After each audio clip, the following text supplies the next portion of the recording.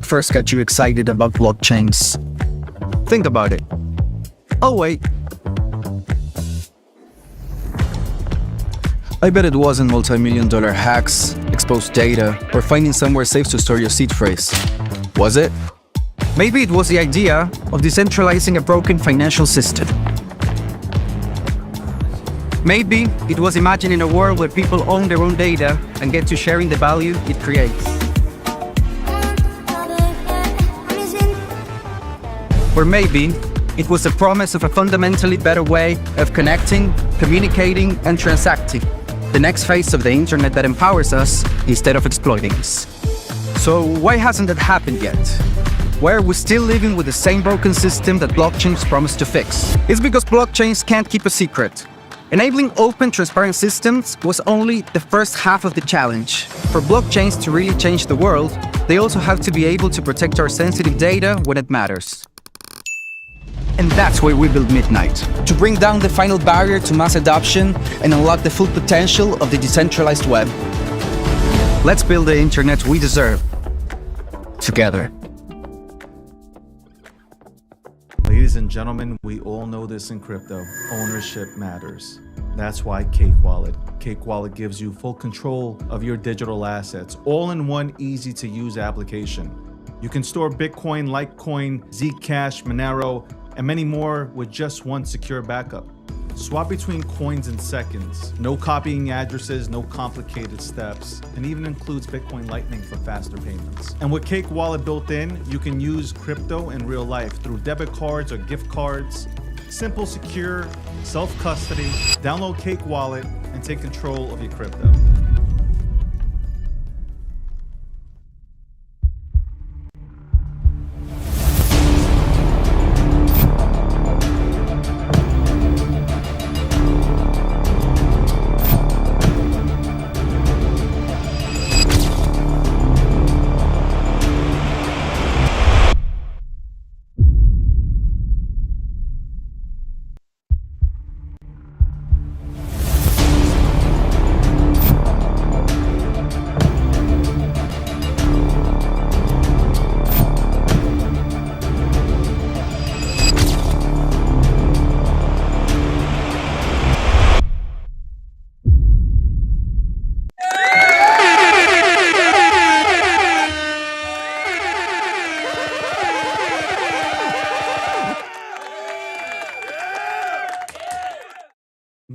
Good afternoon. I was about to say good morning. Sorry.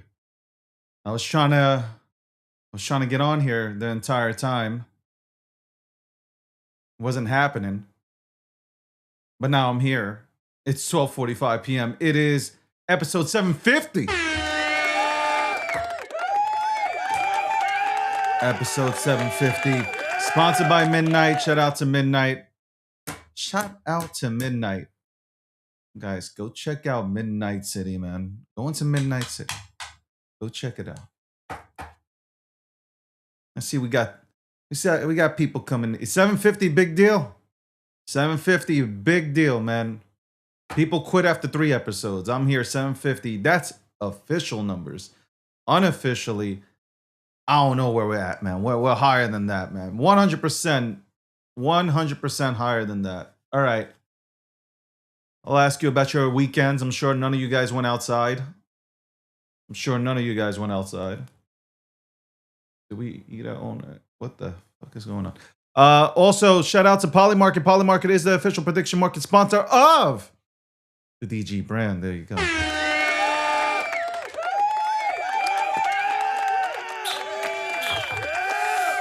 Also, shout out to Cake Wallet, one of the most secure wallets out there. Okay, if you're looking to go ahead and hold your Monero, your Litecoin, your Bitcoin, your Zcash, go ahead and use Cake Wallet. That's right. And check out Radar Chat. That's right. The team over at Cake Wallet came out with Radar Chat. It is and also G Markets. Check out G Markets. Canada owes us a week. At least the Northeast. As somebody who lives in the Northeast, I'd like to ask for a week back. Okay, we only get like 2 months of summer really here, and 1 week was taken away from us by Canada because somebody decided to go ahead and fucking smoke some trees. Okay, and it's unacceptable. Okay, we were sitting here, the goddamn air quality was at the index was at like 600, 700. Okay, that's messed up. Absolutely messed up. Fucked up. On the show today, we'll have Leonidas from Dog on Bitcoin coming on.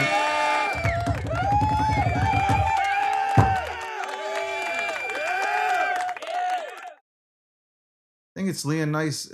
I think it's his third time coming on to the show. I didn't tie this right today, man. I'm not gonna untie it now. It is what it is. I gotta work with this, man. I gotta work with this for what it is. Come up with a new style, I guess. Fuck. Centered, bro. Centered. It's so hard with the camera because it's like you're looking at the TV and it's anyway. Yeah, Leonidas is coming on. I think it's his third time coming on to this show. So I need to like come up with.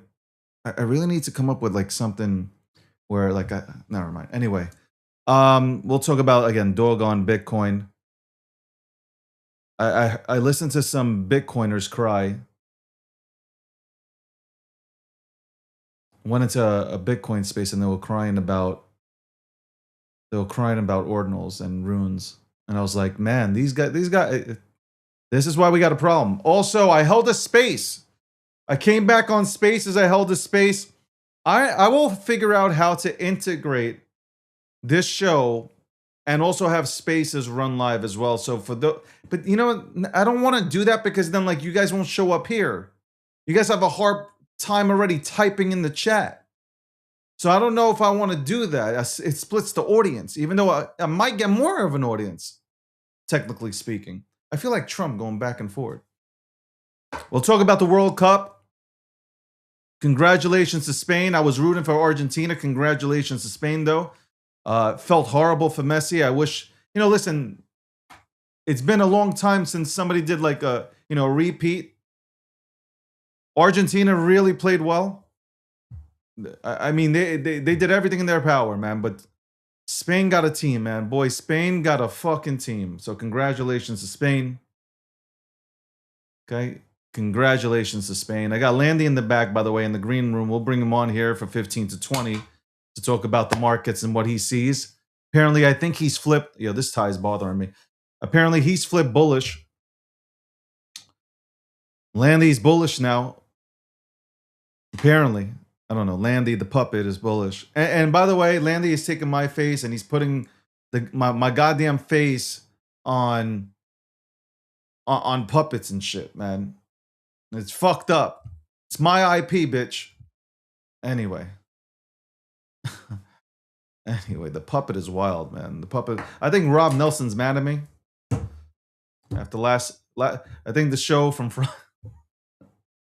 Friday got him mad. Anyway, I wasn't like, was I really on? I wouldn't say I was really on here watching. Spain had to win. The ritual couldn't work any other way. I felt bad for Messi. I got to tell you, man. Messi's a great player, but like you can see, like first of all, they're down a man. How you gonna win in soccer when you're down a man, bro? You ain't winning a football game when you're down a man like that. It was just like, man, that guy, what was his name? Was it Fernandez? I think his name is Fernandez. Taking that kind of fucking penalty, man. You're already not doing well against Spain. And then this guy like decides, fuck it. I'm done. Now you got fucking 10 men on the fucking field. Well, but they could have won. Actually, they could have tied the game at the end. Like, it was that close because, like, they had like 2 or 3 good chances at the end, and they just like it didn't work out. So close though, so close, so close. Anyway, episode 750, sponsored by Midnight, sponsored by Polymarket, sponsored by Cakewallet. We'll look at some of the things on Polymarket later on here. Let's bring in the fucking puppet. If he don't, If he doesn't have energy today, I'm throwing him off. Puppet, what's going? Oh fuck! Get the fuck out of here, bro. What's it like looking in the What is mirror this there, shit, David? bro? What is this shit? That does not look like me at all. What the fuck, bro? This looks exactly like you. I want to Does not welcome. look like me. I want to Oh, welcome you to, a very very belated welcome to the dog army, but also welcome me? to the puppet army. Yeah, very Whoa, whoa, whoa, belated. whoa, whoa, Belated. whoa, You've been in the whoa, dog army whoa, for a whoa! while. You just heard of Dog on Bitcoin. What are we talking Oh, about? wait. I mean, maybe if you're talking in the mirror like you are just right now. Hold on, But you're welcoming me into something that I've been loud about. Oh wait, what the fuck are you talking about? Are you smoking crack today? I'm sorry, what? I'm sorry. I'm over here just, enjoying coming back from being outside for the first time in a long time. So, I What heard about is this. that? That doesn't even look like me, man. I can you not see the eyebrows? This is clearly you. This is clearly you.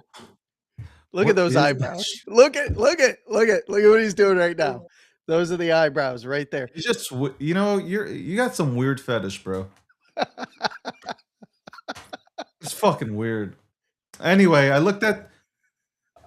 I still feel like there's bullish sentiment, though. Like it looks like every crypto account's getting taken down. So Yeah.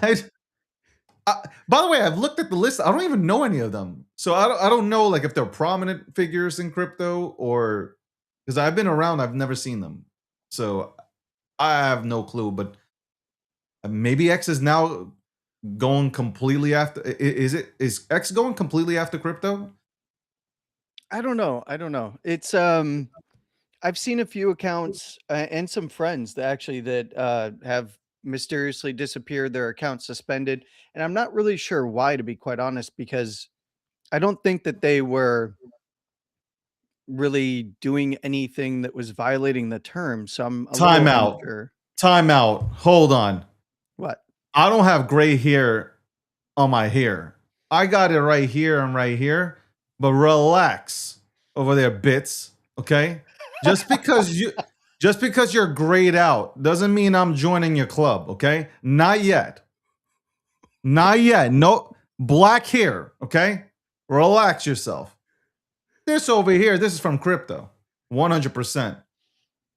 It's all black hair up until here, okay? Now I don't know. Maybe this is God's work. I can do as many revisions as I want to this. David I as a know, but puppet. I think came is out and very people fitting. like men and women are saying, "Yo, you look sexy with the little salt and pepper, bro." I'm like, I keep it. Hey, Bits agreed with you.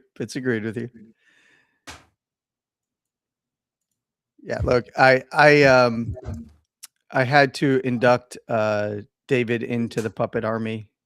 All right. He is now a 777 OG opium enjoyer. Right.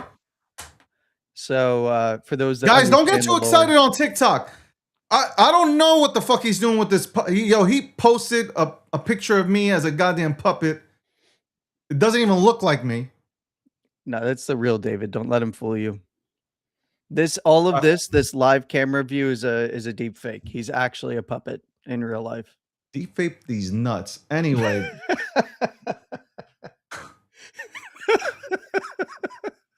Yeah, somebody DM me. They're like, "Yo, your teeth are so white." I'm like, "Yeah, because I brushed them."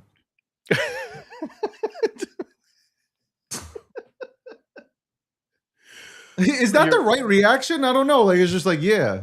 You're also you're not a smoker or anything, so Nah. I don't smoke. I don't drink. Like, I really don't do shit. not even a little bit. Not even like Nah, a glass I'll of take a shot. wine or like, champagne or something. I'll drink champagne, but like, I don't know. Not gonna go to the bar and hang out at like one of the events and have a shot with. But I can hang. But that's my whole thing, man. I've always had this argument. I can hang out without drinking. Why do I gotta? I like to be in control. Like I don't like to. I see motherfuckers like take oh, I'm just gonna have a beer, and then it turns into a fucking disaster. Hmm. And I'm always the designated driver, bro. I'm always driving people home. Like I like to be in control. I don't want to be the oh you're just like walking out like all fucked up. No, that's. But I will say that I do have the like the Eastern European or the European gene in me, right? To where I could take shots and I don't feel them. But if I sniff a goddamn bottle cap in terms of like beer, a beer bottle kind of thing, I thought cook. that was going to go a different direction, bro. I know where you're going. But if I smell a beer cap, I'm cooked. I don't know why. Yeah, I some asked my people. doctor. She was like, "Yo, this is just like I don't know. The yeast affects you like that, man. I can't drink. I'm telling you, I drink beer. All I need to do is drink like a little bit of beer. I'm good. So Voodoo Ranger basically would knock you out. I like Stella. Stella? Yeah, Yeah. yeah. I mean, that's I kind don't of like Heineken. I think Heineken tastes like piss. I liked Coronas. Like, don't get me wrong, Coronas were cool. I went to Cancun and there was a contest for who can drink the most Coronas and shit. yeah. I got Yeah. to the third bottle. I just fucking passed out. I was just curious because like I don't actually drink. I'm a social drinker. Like I'll have a few drinks out socially, or as you might remember on some late night spaces, have a Yeah, couple drinks. yo, Yeah. 100%.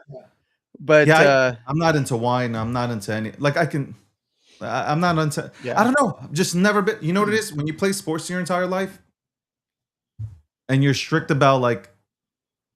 I don't know. I've never had a thing for it. Yeah, I'm I'm just naturally fucked up, so it's like what? Why do I need to get more fucked up? yeah, I don't drink like to get if I get it if I'm out socially and I catch a little buzz, it's very infrequent. Um although socially online and then sitting at home on a space, I realized, yeah, I'm having a little bit too much. So I actually stopped that because I was like, you know what? Not gonna have a not gonna have a drink here and talk to people on the internet because before you know it, you just keep going. And then you end up as a mess of a little puppet. So but yeah, no, you heard somewhere that I was bullish. I'm not sure where you heard this, but I seen it on the timeline.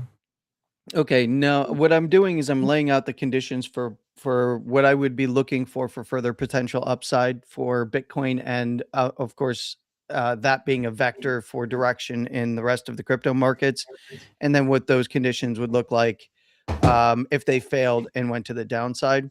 Yeah. So, in particular, where Bitcoin is right now, we just closed a weekly where we finally got a bullish divergence in momentum and in relative strength. And in order to see this actually get mean reversion, because we're in a downtrend, mean reversion would be price moving back to the upside. I'd want to see daily closes above around the area that Bitcoin is trading now, in particular around 65, 750 or so for the weekly. And then I would be looking for price to try to push a little bit higher, but I'd want to see daily closes, close over close price momentum start get moving to the upside pretty soon. The danger is, though, if we do see Bitcoin fail here and it drops 62 and a half, then it starts to look like it could turn around into another lower high on the weekly. Below 61.8 is where that would start to present itself if we start to see daily closes come to coming into the end of the week where the weeklies might close below there. That would open the lows back up and potentially lower for another leg down. But Yeah. right now, there's not a lot to do. Bitcoin is kind of trapped in a pretty tight range right now. You know, around 62 on closes to the downside. Yes, there's been some swings below to around 65 to just above 65 on the upside. So we need to see Bitcoin break out. And it's really about, you know, seeing which direction it takes. If we do break out above here, you know, I would be looking for 68 to 70, 70 to 72, and then 72 to 74. And there's about $2,000 at a time of resistance overhead. Yeah. And then, of course, if it falls through the bottom side, there's still the lows, and that's still an area to be keeping an eye on as support around 58 to 60. But it would increase the chances that we start to get another leg down if we did see that. The big thing here is that just like in the prior bear market lows, we're starting to see that bullish divergence form on the weekly. And we need to see multiple drives, whether it comes from lower low price action or if we get a nice rally up and then put in some equal low, higher low that gets a bullish divergence.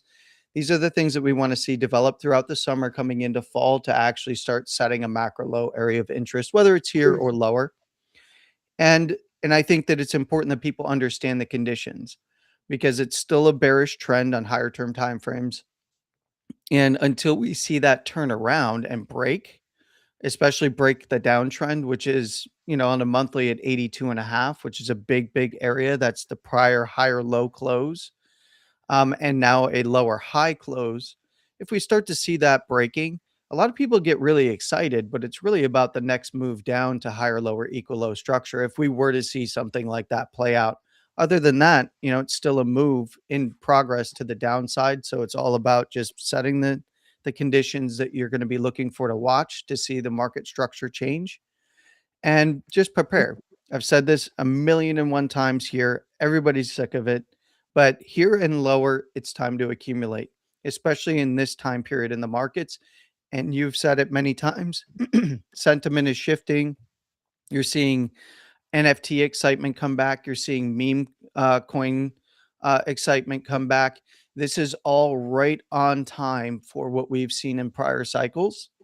And that's actually what gets me excited because this is the one thing, even though, we've had some changes in market structure and when we made a new all-time high prior to the halving and kind of the muted rally above the prior all-time high and then into a bear market, is that we are seeing people start to come back. And more importantly, we can actually see people that we follow again.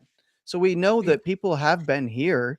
We just couldn't see them. And the algorithm was really hiding a lot of people from each other here. No one really left. And it's really, I think, encouraging to see that there's a lot of people still building and prepping for the next bull market. So I'm It was excited. impressing. Like I don't do spaces.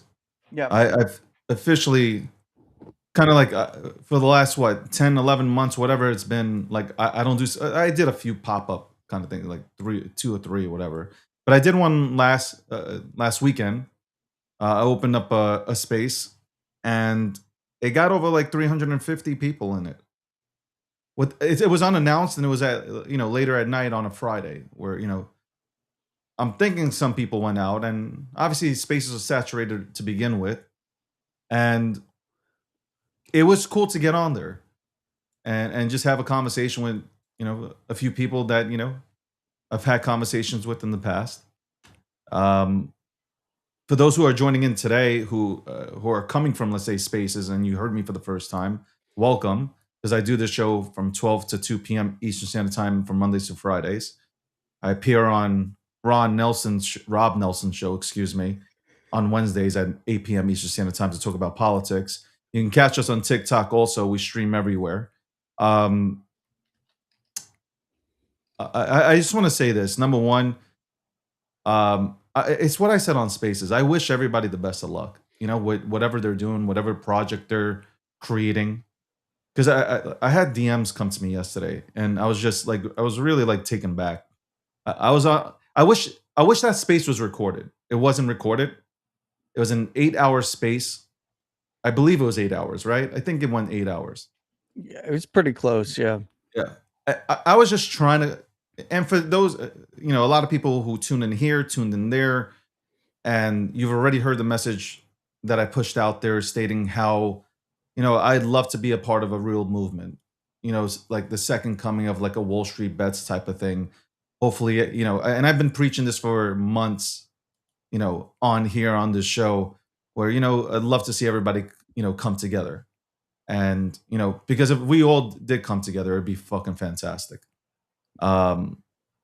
But I'm working on my own thing. I have my own brand that I'm working on. This brand a lot. I'm working on my own thing, and I'm working on my own product. You got G Markets, right? Like I'm working on things that are mine. Um, and I said that I wish here's the thing I said. I said I wish, and this comes from the DMs that I got. It's like I wish everybody the best of luck. Like regardless, like whether we speak, we don't speak. I hope that you fucking win big time. But I'm not endorsing anything. I'm like what if if I get into something, great, but like I'm not endorsing things unless I really, really, really, really feel like doing that. And um and somebody said that I said something about somebody's shit that I fucking shitted on it. I didn't shit on nobody's thing. And I know that exact moment because I was on my headset, which I have these, I put on these and I couldn't hear somebody. And I kind of said, what did you say? Did you say this? Because I thought somebody was joking with me and then they pronounced it again. And I said, okay, I wish it the best of luck.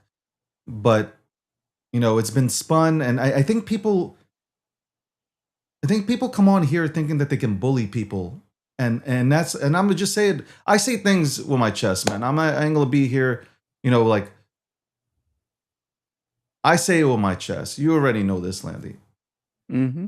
At the end of the day, I wish y'all success, but I don't have to say anything about anything. I hope y'all win. I hope everybody creates something that's magnificent.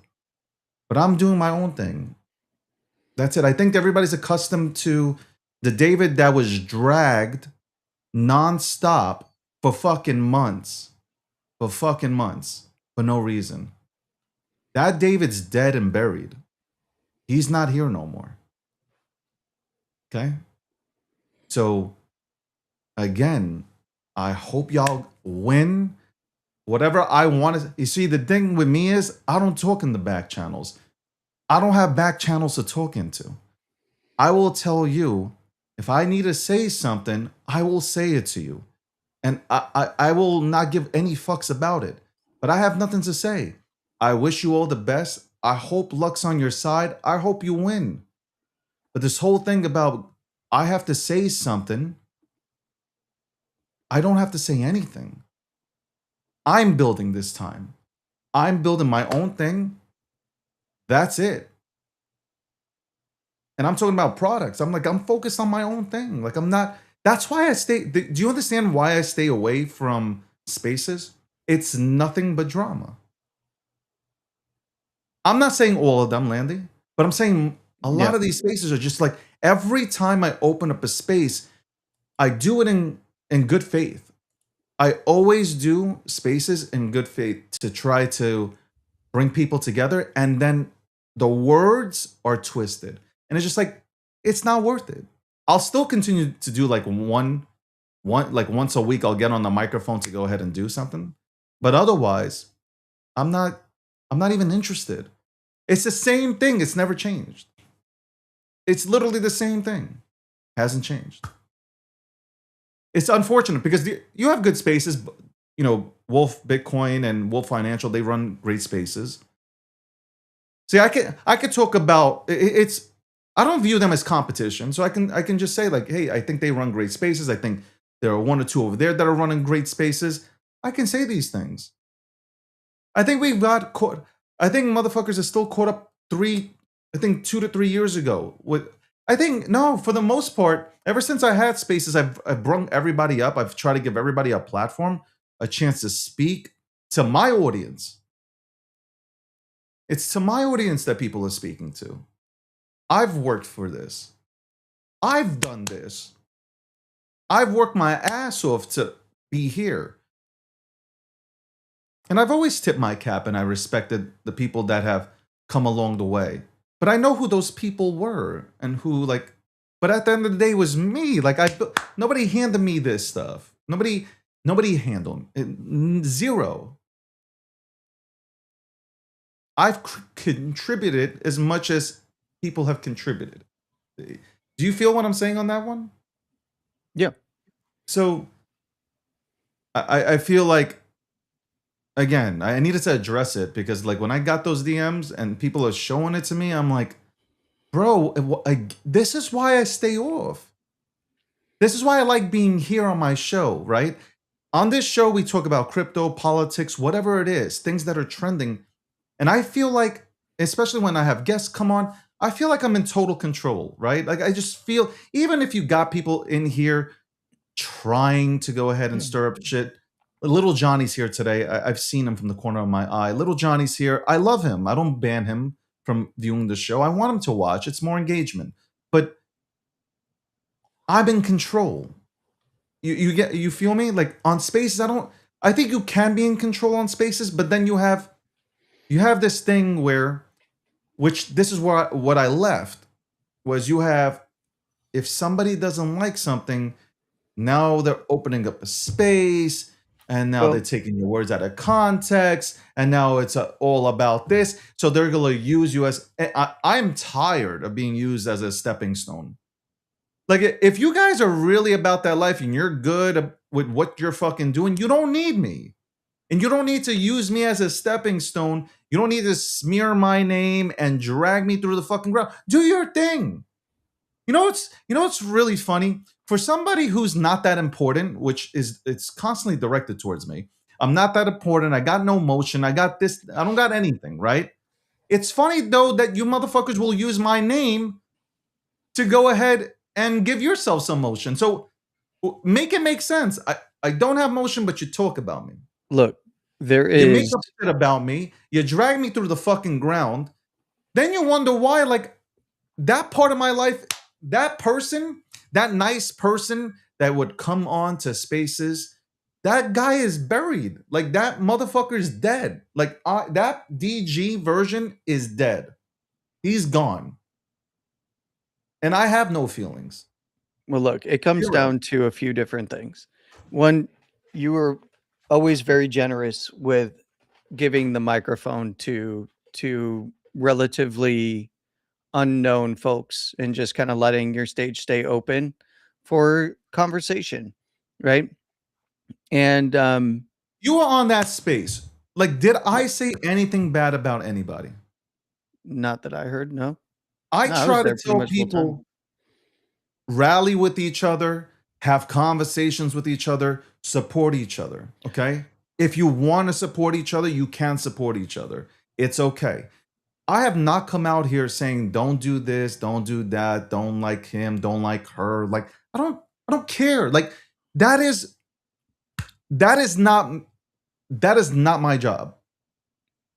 You guys have two eyes, you got two ears, you can listen in, you can see for yourselves whether or not you want to fuck with people or not. And if you don't, just fucking keep it moving. Just keep it the fuck moving. I just, again, like, I don't mean to interrupt you, Landy, but like, it's just like, when I seen those DMs, it was like, I owe nobody nothing. Zero. Nada. Not a goddamn thing. That's the mentality of the space, though, is somebody owes somebody something all the time. And quite honestly, whenever you were regularly running Spaces, you let pretty much anybody up. And you were very generous with your platform. And, I think that there are spaces that, there's spaces that do that still to this day. I think that a lot of folks, myself included, this the shows that I go to, Yeah. um, they're curated and focused on a particular topic with a particular crew, right? And I think that that's kind of the way that a lot are starting to trend these days, because realistically, the audience is tuning in um, to listen to certain personalities about what their perspectives are on certain things. And when it is a show with a format, I think that it actually allows for a lot more control of the stage and what's going on. And even then, it can, especially with me on stage, it can definitely go off the rails. But it's less about gatekeeping and more about kind of the ethos used to be in the very early days is everybody was getting together, spaces were new. You finally got this these various platforms, whether it be Clubhouse or when Spaces first launched, where everyone get together and talk about the stuff that they love. But then it just turned into, um, a lot of infighting and a lot of, things that we see today. There's a space going on just a moment ago, and it's just insults being thrown back and forth. Now, of course, it's a Bitcoin space, so I'm not very surprised by that. Listen, I But heard one of these Bitcoin spaces. It was absolutely horrendous. We'll talk more about that. yeah, Uh, I'll bring you. You'll be in the green room, but I'll bring you in if necessary, because I want to. I just want to talk about. I want to talk about that kind of stuff uh, yeah, today, and then I'm moving forward from it. So I will never touch on this topic again. It's done. So yeah. y'all can go ahead and have your fun.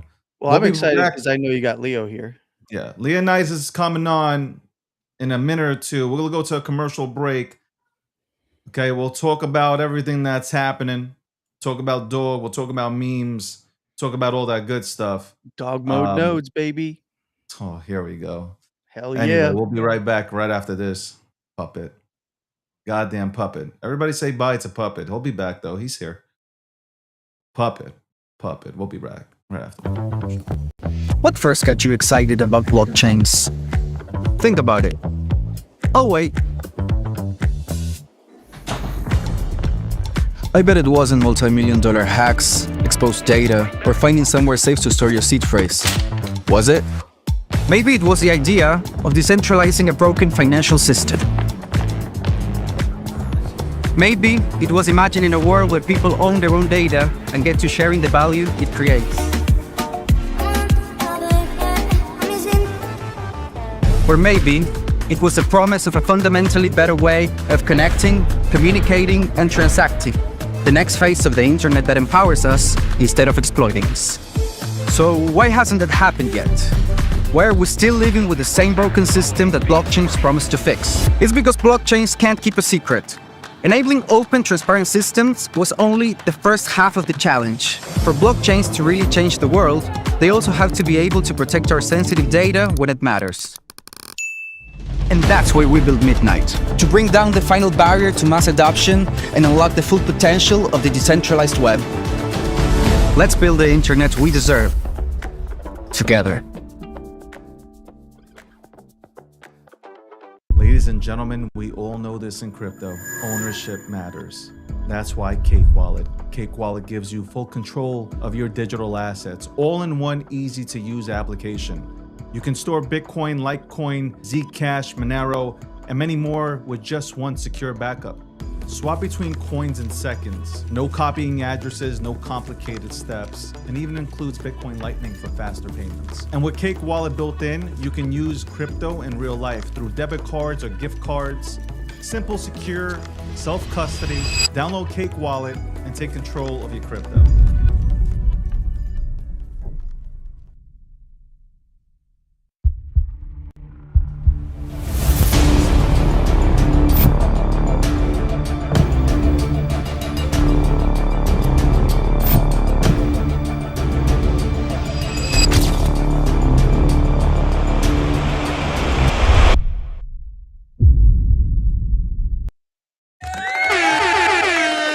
Welcome back.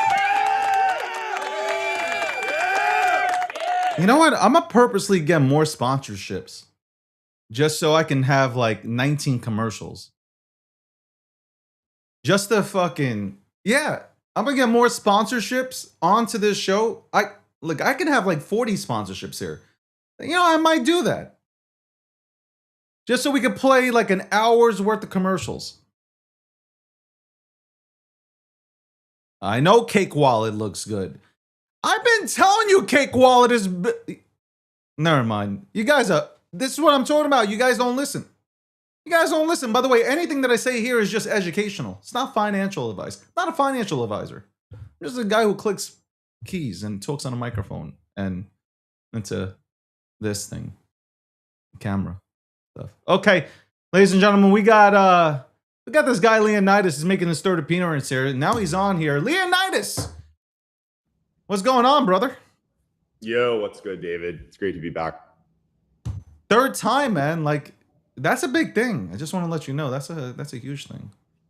Look, I love it. Everybody loves when I come on here. I always enjoy it. There's always plenty going on, so we never seem to have a shortage of things to discuss in the Bitcoin ecosystem, and it's great to be back. I just hope you're doing well, and glad to see you're going strong. Thank you, and same to you. I'm glad. I've actually sat back with popcorn and observed you whipping ass on the timeline and also in spaces. Let's dive deeper into let's dive deeper into that. What the fuck's going on with the Bitcoin Maxi crew over there?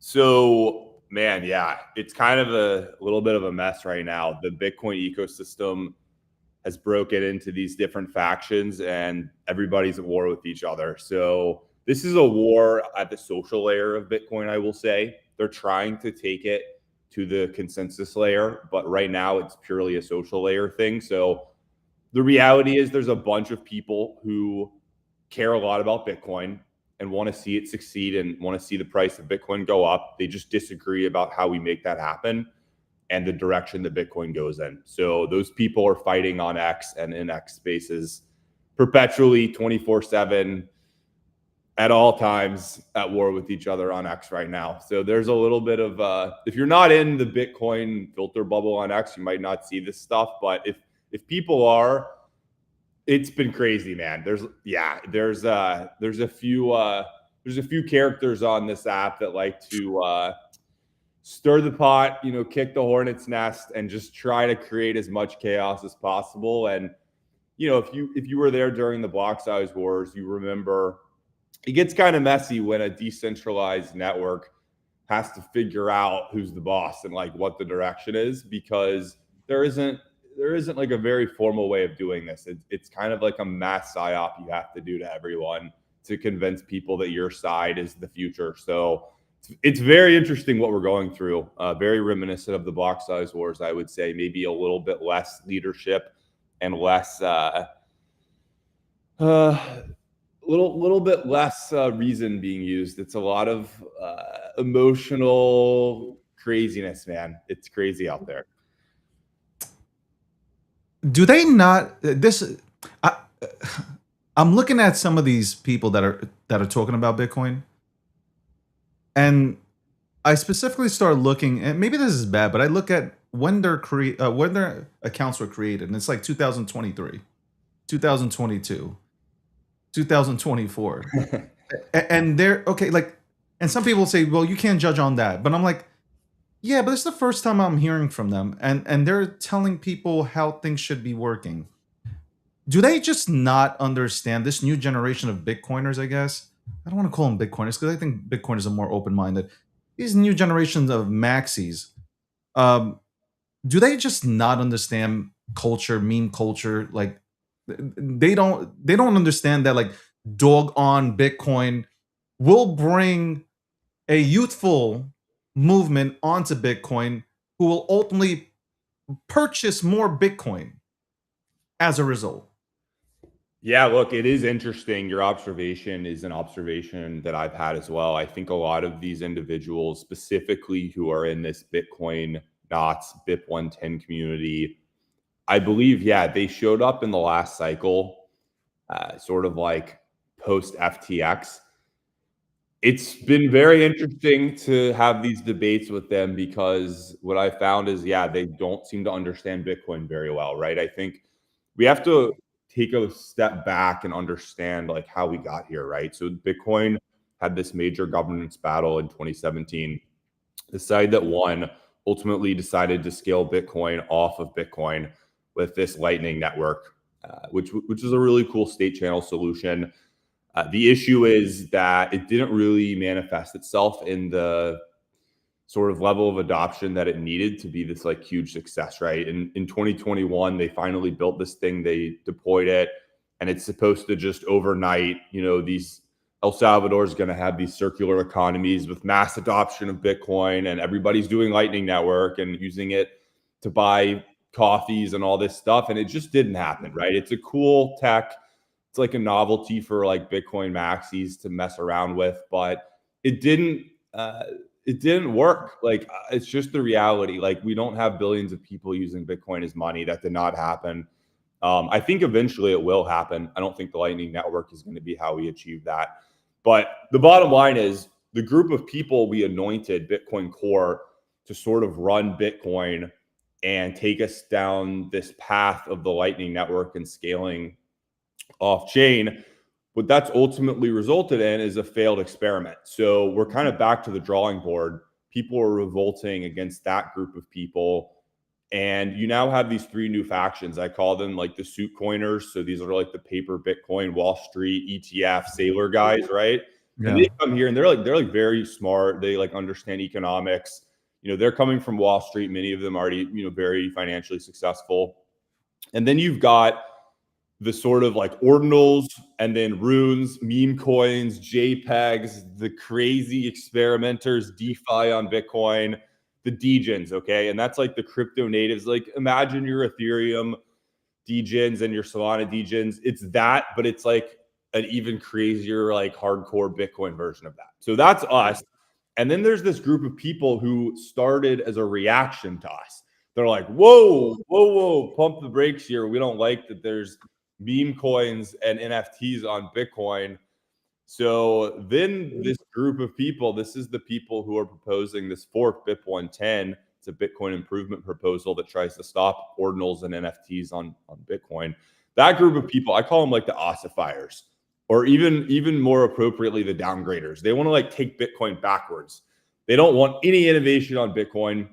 And those three groups of people coming out of the 2021 cycle, those three groups of people captured all of the newcomers. So the newcomers, it's not very sexy to go be like a follower of Adam Back anymore.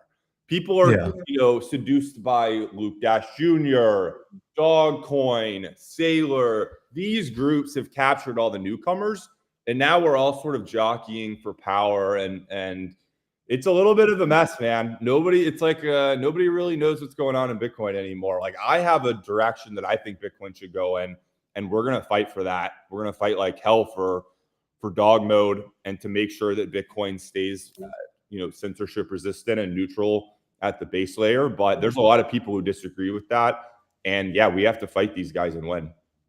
Do you, because I'm listening to you, you brought up something. Do you think that Bitcoin does lack leadership? I mean, who inspires you in Bitcoin? Like, I don't see somebody who like really inspires me where I'm like, wow, that person is telling me a future that I can get really excited about. Like, I see people selling number go up. I see people, you know, selling some sort of like thing that's like super niche and like, okay, I guess if you're in this like weird anarchy community, maybe you're into this, but like, why are we not representing ourselves and telling the story that needs to be told? Like if I look around, I live in the US, you know, a $5 footlong is now like $15. The dollar menu disappeared. Like a burger is like $10 at McDonald's now.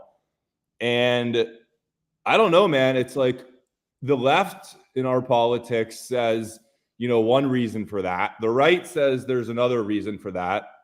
Both are totally wrong. They're both completely lying to everyone. Cost of living has nothing to do with any of the stuff that they talk about. We fundamentally have a system that's broken, right? Bitcoin is the solution. We have a group of people who have, you know, essentially centralized power over our money supply, and they print money like degenerate retards and expect, you know, everybody to just be okay with that, and then blame each other when there's like, you know, ridiculous levels of inflation. So Bitcoin's the obvious answer, and a finite supply of money, 21 million Bitcoin. This is the answer. I don't really see anybody articulating that to the American people. I see a bunch of people kind of fighting with each other. So yeah, I don't know, man. It's weird. I've gone into spaces, I've listened for 5 minutes. Either they're talking about furniture or the last space I went into, some guy named Puncher, maybe I'm wrong, some guy named Puncher, and he was like, how dare you guys support ordinals, and how dare, like, we have to pass this. and the co-host was like, calm down, because and he was trying to explain the ethos of Bitcoin, and he was like, you don't denominate it in Bitcoin, you're saying it in US dollar. I'm like, holy shit. If I'm new to Bitcoin, if I'm just new and I'm rolling up in a space like this, I'm out. I'm investing in gold, or I'm calling Peter Schiff. Hey Peter, what's fucking going on? I think you have the opportunity. So I've said this to Landy, who's backstage, and I'll let him on for like a question or two, because he was like, bring Leonidas on, okay? Dog mode, bring it on. I'm like, okay.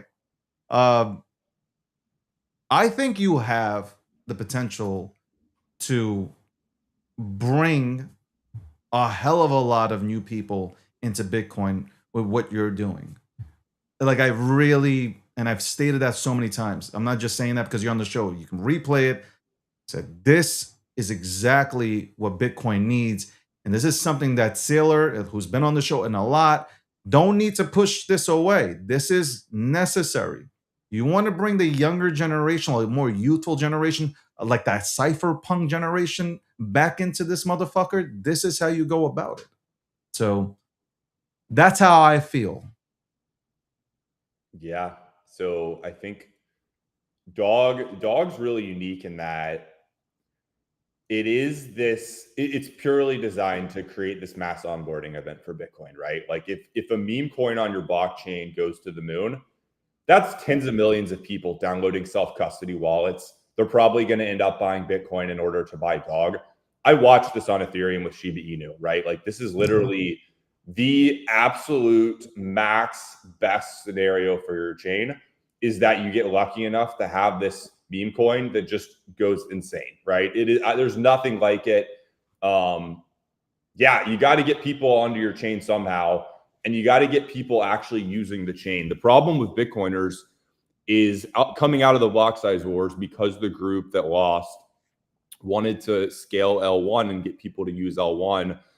They sort of adopted this mentality of the side that is bad to use Bitcoin, which, like, that's the first mistake. Like, that everything we see today, everybody's using ETFs and Sailor's MicroStrategy product instead of actually buying custody and holding their own keys. Like, none of these spaces that you're listening to, David, they don't talk about educating people how to, custody their own Bitcoin and, like, not your keys, not your coins.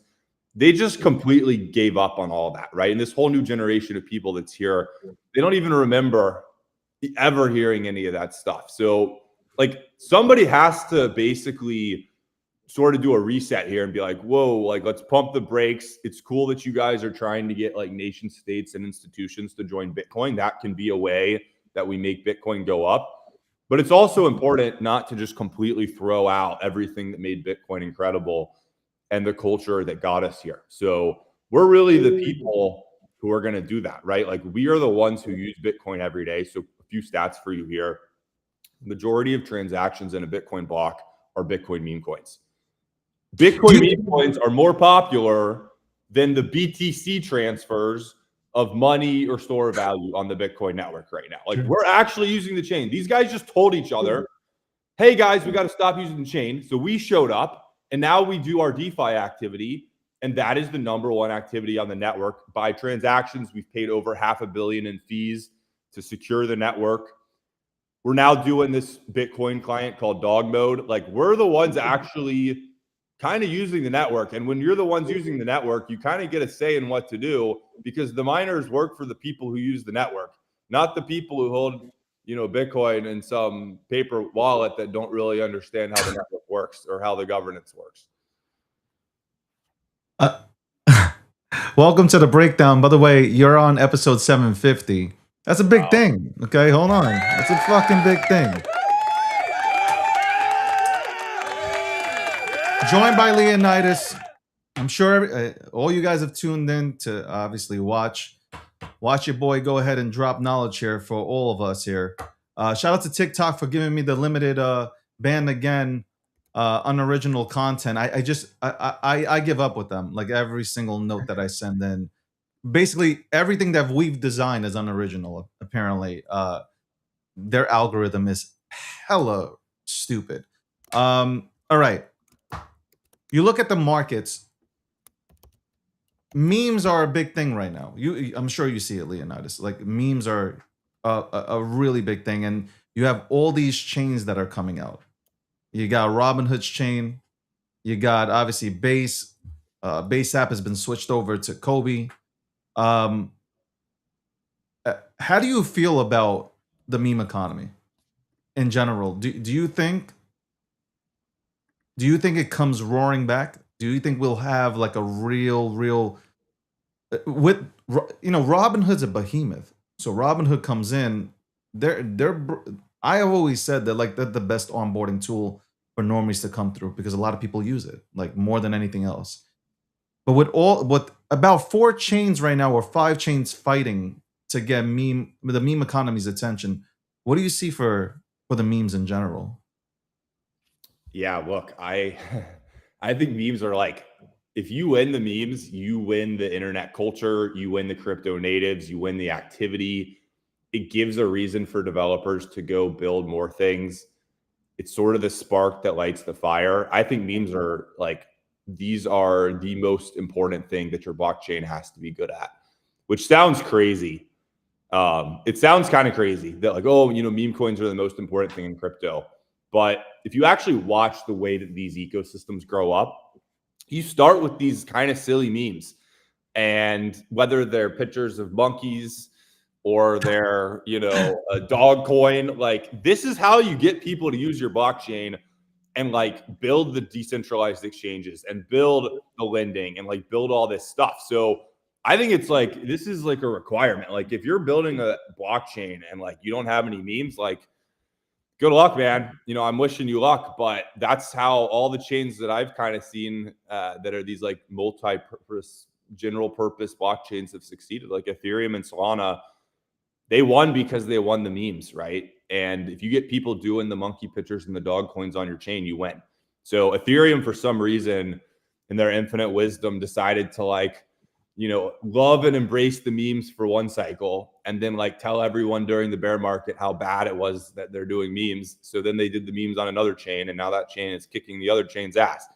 Yeah. So it's like, you want the memes. Everybody knows this now. We want to bring the memes to Bitcoin with Dog, obviously. Robinhood, Vlad, these guys are very smart fintech company people. They're going to try to get the memes. Coinbase is going to try to get the memes. It's a battle for the memes. If you have the layer where everybody's doing these meme coins and NFTs, like you're going to win because you're going to have that sort of crypto native degen audience to provide that initial activity that's needed to bootstrap your network. I think long term, there will be much more serious use cases you get to build on that network. But to start the network, I mean, this is really the only successful roadmap to starting your network is like winning over the meme attention economy. So I've talked about that, and I'm going to get to that question, but I don't want to lose this one because this is what I wanted to ask you as a follow-up. So Dog on Bitcoin has been super successful, and I'm not paid, okay? And that's one thing I love, that like this was super organic in my eyes. Like I call for what it is. I'll say things are bullshit and what. This is super organic. The fucking community's fucking amazing.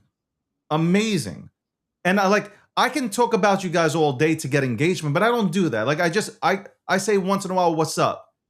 I see you guys. Or I'll talk to a lot of the community members in the DMs. Like, yo, like I think this is really going to do really well, and it needs to do well because it will bring more people into Bitcoin, which is, listen, I went on to, Leonidas, I went to national TV to talk about Dogecoin when they brought me on there for Bitcoin. It's like, I was like literally the first people to talk about memes, and people thought I was insane. But I said like Dogecoin brought people into Bitcoin. It really did. That's just a fact. That's an indisputable fact. Dogecoin was huge for onboarding people to crypto. And people were just like, how I had maxis come at me from Ethereum and from like Bitcoin and Litecoin and shit. And they're like, how can you do this? Like, this is not I'm like, you understand you guys don't know how to explain Bitcoin, right? You have Bitcoin, but you don't know how to explain it. Somebody comes into a room, you rip them apart. Oh yeah, you motherfuckered me. Let me go get some Bitcoin. No, that's not how it works. It doesn't. And memes to me are more relatable. So if I sit down with somebody and explain blocks and how a chain works and all this stuff, Taproot, Lightning Network. They're not trying to hear that. They're not. But memes, I could sit down with somebody and like say, and just within 2 seconds they understand. And then we can have a dialogue, and then that leads ultimately into Bitcoin. I wanted to say, I think because they don't understand meme culture, the Bitcoiners, they don't understand meme culture, that they're scared of what you're doing. They're scared also because they've seen Pun Fun, respectfully. They've seen what's happened there. Like tickers coming out every 2 seconds. And I think they believe that'll happen to Bitcoin when I don't think that would actually ever happen. So that's just my take. I could be wrong. You might say, you know what, Dave, I think you're wrong. But I think I'm right where I think, number one, they're not very well versed on meme culture or culture in general. Like you said, they just came in here. They graduated last cycle. The good people retired because they don't want to deal with the nonsense. But they don't understand meme culture. They don't understand the culture at all. They don't know about the cypherpunk culture to begin with. And I think they're scared that, like, if you succeed, which you will no matter what, Dog on Bitcoin will succeed regardless. But if that succeeds, that means that there's a potential that everybody starts using the network and just you do have other shit on Pump Fund that's coming out. And I think they might feel that could happen to Bitcoin. But what are your thoughts? So my honest thoughts here are these people just, they definitely don't understand meme coins. But I think the bigger takeaway is, like, these people are kind of irrelevant, David. They just don't matter. Yeah. They don't do anything, right? Like, they're not, Bitcoin isn't this thing where there's like some huge Ethereum foundation that kind of controls everything, right? Like, no, there's no boss. There's nobody's really in charge. So Correct. You can try to tell people that, like, I run Bitcoin or I'm in charge, but nobody's in charge of this chain. Okay. So there's not some huge treasury that, like, that group of people gets to determine what happens. Like, this group of, like, laser eye maxis, like, they don't do anything. Like, if you actually look at the last 10 years, like, these people have done like 2 upgrades to the network for the most tiny little minute things that are totally irrelevant. It does, like, I would say Bitcoin is succeeding purely because it's such a beautiful creation at the start, right? Like, this thing is so like, Satoshi is the reason Bitcoin is succeeding, because he just made such a great invention, and it's succeeding in spite of this group of idiots, parading around, lecturing. Like, I watched this space like 3 years ago. Elon Musk joins an X space. Yeah. Oh my God. Bitcoiners. And this guy, who, by the way, like, this guy doesn't even understand Bitcoin very well himself. He begins to lecture Elon and try to make it this moment where he's like this intellectual academic Bitcoin maxi who's going to dunk on the richest man in the world. Was it Moss? Because I was in the room. I don't even remember him because he's not around that much anymore. Yeah. I know his PFP. I can see his face. He's kind of obnoxious. You probably were there. You were probably. I was there. I was listening. The guy just, like, he was trying to, like, score points with his, like, little inner circle of Bitcoin maxis. And they're in this endless game of, like, trying to virtue signal to each other, like, who's more extreme and who's the most against meme coins. So they're, like, trying to score points against Elon Musk because he, like, tweeted about Dogecoin a few times. You know what I'm saying? So it's like, these people have lost the plot. Bitcoin's succeeding in spite of their they just don't do anything. It just doesn't matter. Like, I don't wake up and think about, oh my God. You know what? I'm gonna stop you. You know what? I can sense a little bit of your frustration because you know Bitcoin. Like, you've been here. And then when you have these animals that have just dropped in here trying to tell motherfuckers what to do, it's kind of like, who are you? Like, what the fuck are you about, bro? Like, I kind of get it, Leo. Yeah, there's this whole industry around Bitcoin where, like, people are writing books and stuff, and that's all fine and good. Like, people need to be educated about Bitcoin. Like, I think that's all great. The problem is the people writing the books, they just like don't understand Bitcoin very well, right? It's like if you're gonna write a book about Bitcoin, make sure you understand Bitcoin decently well first, right? So it's I don't know, man. It's just a weird situation. I'm not too worried about what they think at the end of the day. Like I just don't think they hold very much power, right? They're not Bitcoin You don't just even have nodes. Like it's like, yeah.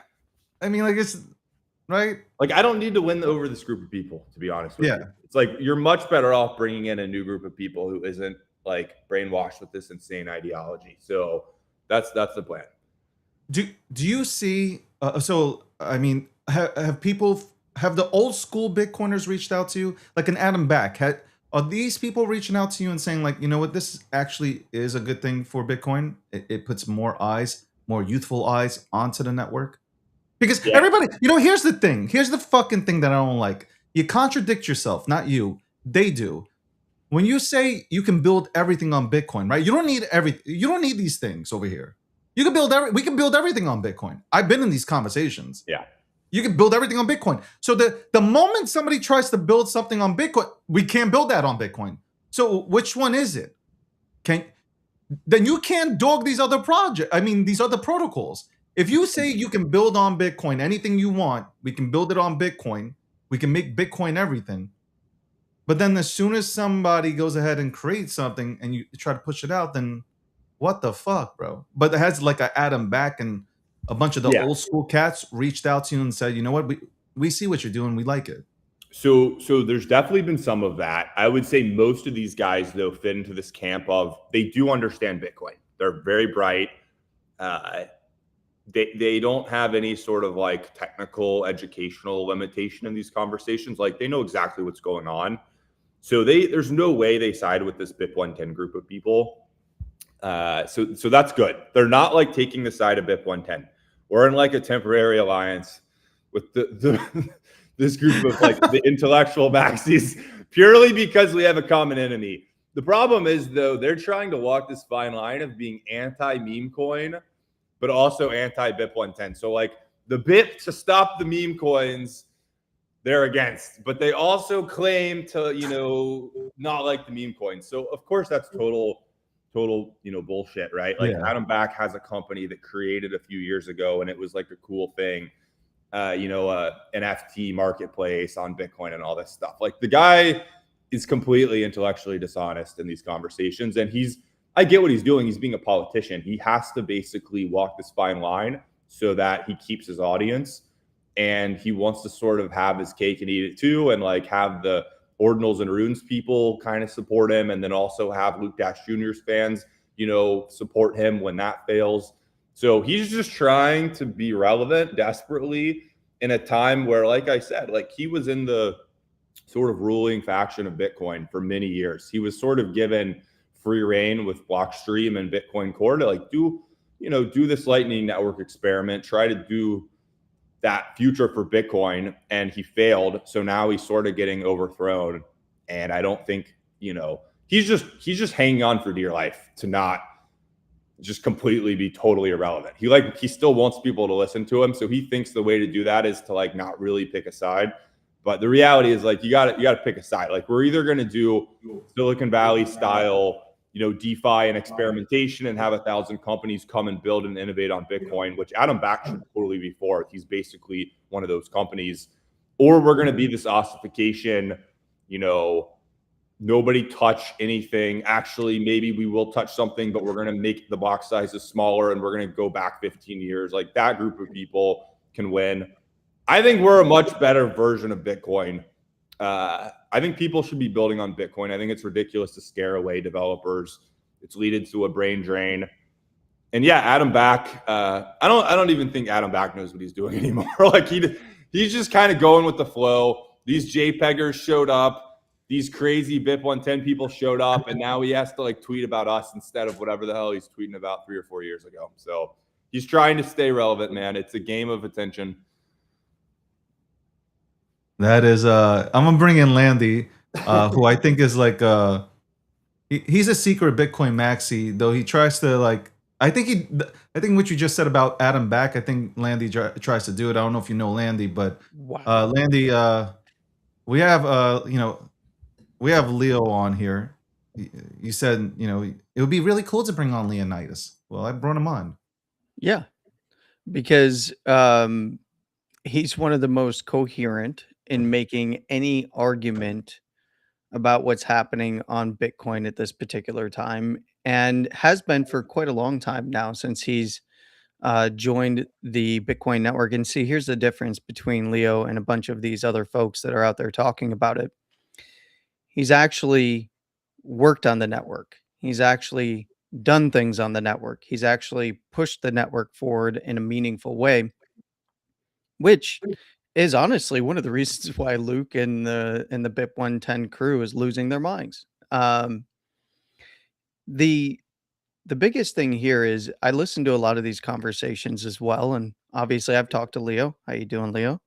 Um, the biggest thing is there's a lot of people that have very strong opinions about where consensus should go that have not participated in driving consensus outside of the social conversation around it. Most that I've heard speak on these subjects have never run nodes, don't mine, and have never supported the network. And, you know, maybe they're getting into it, maybe they will get into it, and I hope that they do.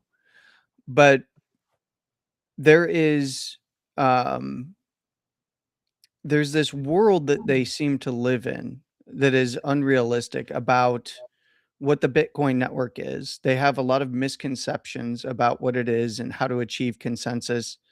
And there's a lot of problems in their own pushback against ordinals and runes. The solution that they're providing is not a solution at all. The limits that are put in place are easily bypassed. And they've also gone through and done some things that I think are and can be perceived as an attack on the network, like lowering the consensus to 55%, right? That is a little odd. It shows that that they don't feel like they have the support and they're trying to subvert at this point. And that's actually some of the key technical stuff. On the technical side, there is very few of them that can actually have a technical conversation. They pop up every once in a while in the conversation, but it's typically on the timeline. It's not usually in spaces or on shows. Um, Leo can have the technical conversation. He can have the social conversation much better than just about anybody in this space. And the interesting part is he's not wholly unique in this regard, but you want to know where the people who understand the network the most are coming from? They're literally coming from the faction that Leo is representing. Right? And I think that uh, Leo said something the other day that I thought was really, really important. We were on a stage together with J Dog in the Dog Millionaires show. Shout out to J Dog. And Leo said something that I thought was really important, and that is that this will be studied. And I'm of the opinion that this BIP will fail. It's going to, in my opinion, face plant in terms of its failure. This is nothing like the previous block wars.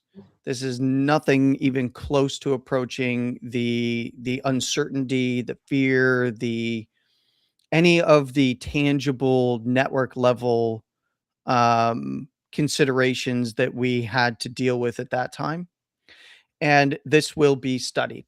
This will be studied in terms of how not to do things when you are trying to push something forward in terms of a proposal that will be adopted as consensus. And as somebody who is a miner who does support the network, I can tell you I've had conversations with many of my peers in the industry, and most weren't even paying attention to this because it was just noise until fairly recently, where they've said, like, look, we're going to, we're going to make a decision internally in our pools to either support or not support. And we're going to let everybody just figure it out. You saw probably the leaked, well, it's not really leaked, but not an official announcement out of Foundry, but Foundry saying like, look, if it hits, if we got, 51% of the pool signals, then sure, then we'll signal as a pool, right? But and this is happening these are conversations that are happening across many different pools and many different miners. But the reality is, any kind of conversations with people who are actually doing this, because this is a business. At the end of the day, if you are mining at any type of scale, it's a business. Well, I want to This is ask you not a about joke. the mining part real quick to cut in. Yeah. Doesn't Dog on Moon and Ordinals and whatever, doesn't it benefit the miners? Yeah. Yeah. So I mean, then look, why would you want to push? Why would you want to push this away? It means that you have a lack of understanding. well, because they're not making an economic argument. The folks who want this off of the network aren't making an economic argument. They try to make an economic argument, but it's a very weak one, about the load on the nodes, and then it just drifts into spam and straw man arguments. And realistically, we had just an hour ago, we had 1, 2, 3, 4, 5 blocks, 0 sat for V byte fees. We literally had 0.43 sat per V byte on the network. We are not filling blocks up. And even the current block right now, 1 sat per V byte. Most of those transactions, as Leo had mentioned earlier, they're op returns. This is people moving meme coins around. This is the economic activity that's happening on chain. And miners really liked what Ordinals and Runes brought, because it was a boon. While we're getting emissions coming down, we're getting this fee generation that's going up. And a lot of the pushback to Ordinals and then later to Runes, when Runes activated at the halving on 420, which what a brilliant halving date, but was that we're going to have saturation on the network, fees are going to remain unrealistic, and no one's going to be able to move transactions around. It's going to clog the network. Nobody's going to, all of the quote unquote economic activity that they say, in terms of transfers of Bitcoin, monetary use of Bitcoin, they claimed wasn't going to happen. And they don't even want to recognize that this is monetary use of Bitcoin, because they don't want to, they see just the pure network level of, oh, somebody paid $1,000 at the time in Bitcoin for a 246 sat picture, right? Because they don't want to see the economic layer that was happening there, and that that's a transfer of real Bitcoin. That is economic activity. You might not agree with that economic activity, or you might not value that particular trade of Bitcoin for, the $1,000 in Bitcoin for the 246 sats. You might not value that, but somebody did, and they valued it enough to make an economic transfer on the network. So it's economic activity. And right now the miners, we're economically motivated. Yes.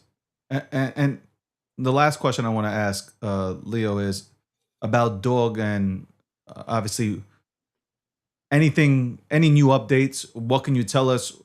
Any new stuff in the works that we don't know about, that the audience doesn't know about? I'd love to go ahead and hear it. By the way, shout out to the Dog Army. You guys are fucking crazy. Okay? Get the fuck out of my DMs. Nicely, I politely say. But Leo, what do you got cooking up there? What do you guys got cooking up on with Dog? Yeah. In the next 6 months, 6 to 12.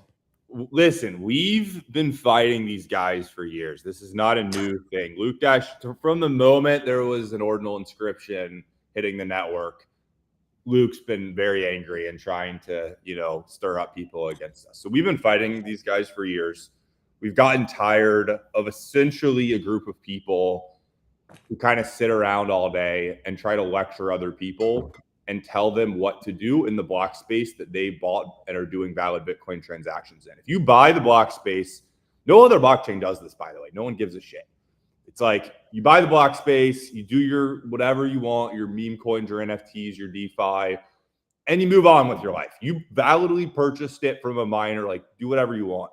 These guys want to sit here like hall monitors and like slap everyone on the wrist. And we just got tired of it. We're like, this is ridiculous. The stuff they're actually arguing about, by the way, it's all these relay policies, which are these sort of made up kind of fake rules, is what I'll call them for now. Okay. Yeah. So dog mode strips out 2 of those fake rules, and we're going to be able to do transactions on Bitcoin that we traditionally have been doing, but we've been having to go around the Bitcoin network directly to miners. So instead of Bitcoin Core relaying our transactions, we're just creating this like black market for Bitcoin transactions where I'll go to Mara or F2 and have them mine something for me. That's not ideal. That's an unhealthy state of the Bitcoin network where you have sort of a group of insiders who has special relationships with miners who can do these transactions, but nobody else can. That's not great. So these non-standard transactions, these sort of 4 megas, you've seen these like huge images get put on Bitcoin, this sort of a thing. We want everybody to be able to have access to do them. There's a huge demand to do them. And we're basically creating a Bitcoin client to compete with Bitcoin Core, to compete with Bitcoin Knots. And this is going to, instead of going in the Bitcoin Knots direction of restricting everything, we're going to actually open it up. We're going to open the network up to what is possible, and specifically starting with these 2 very specific changes, which is removing the dust limit down to 1 sat and basically allowing people to make up to 3.9 megabyte transactions on the network. And there's a lot of demand for these 2 things. There's a lot of economic incentives for people to run a node and make those transactions. And we don't have to fork the network. So unlike BIP110 that Landy correctly pointed out is going to fail. I mean, it's already failed. Let's be honest. Like, this thing has already failed. It's not going to happen.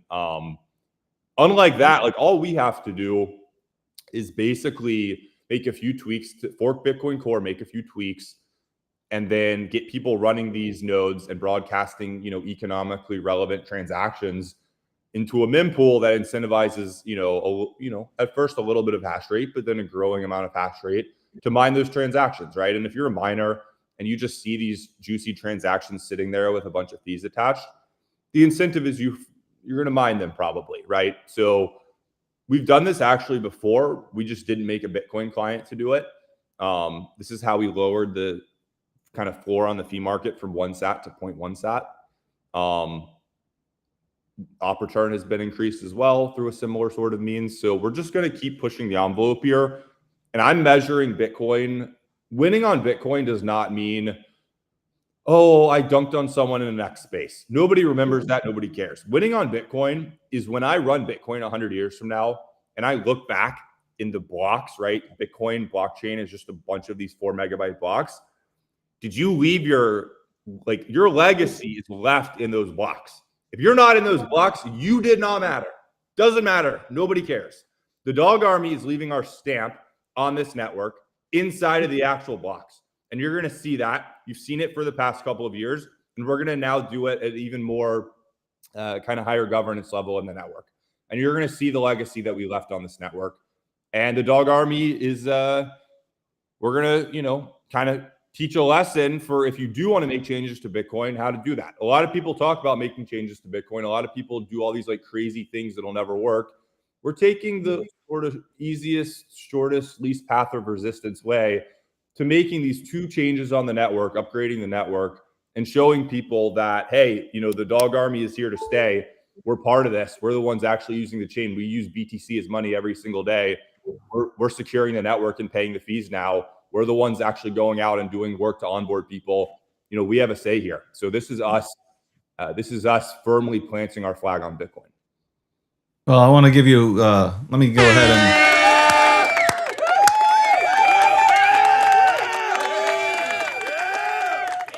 I've told you this before. I think you're doing a phenomenal job. I absolutely fuck with Dog on Moon, a Dog on Bitcoin, excuse me. And I think the dog army is one of the most special communities in our space. Like, they show up every single day. Like, you're on the show today, so there's more of them on here, but like, they do show up to this show. I see them out there. If I ask a question, they pop up. I love seeing that. So I really do hope you win absolutely huge. And definitely, it's not just for Dog. You're fighting for bigger things here with what you're doing. So it's really cool to see. So I do definitely appreciate you. I appreciate it, guys. Landy, David, this has been great. Appreciate you guys. Have you Oh on yeah, in a Leo. few months from now. Landy, shout out to Landy also. Thank you, Leonidas. That's But yeah, Leonidas, man, the leader of I would say the leader of he's leading more than just more than just dog. I would it's say more that. than the dog army at this point. Look, Yeah. what I think a lot of people, a lot of people don't pay attention to Hold your thought. Bitcoin. Hold on. Let me go to a Yeah, commercial. We'll yeah. be right back to assess this situation. Right after this, Landy. Don't put me as a puppet on this motherfucker. Oh, you're gonna be a puppet when we come back. What first got you excited about blockchains? Think about it. Oh, wait. I bet it wasn't multi-million-dollar hacks, exposed data, or finding somewhere safe to store your seed phrase. Was it? Maybe it was the idea of decentralizing a broken financial system. Maybe it was imagining a world where people own their own data and get to sharing the value it creates. Or maybe it was the promise of a fundamentally better way of connecting, communicating, and transacting. The next phase of the internet that empowers us instead of exploiting us. So why hasn't that happened yet?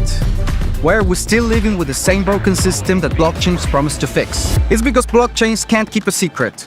Enabling open, transparent systems was only the first half of the challenge. For blockchains to really change the world, they also have to be able to protect our sensitive data when it matters. And that's why we built Midnight, to bring down the final barrier to mass adoption and unlock the full potential of the decentralized web. Let's build the internet we deserve, together.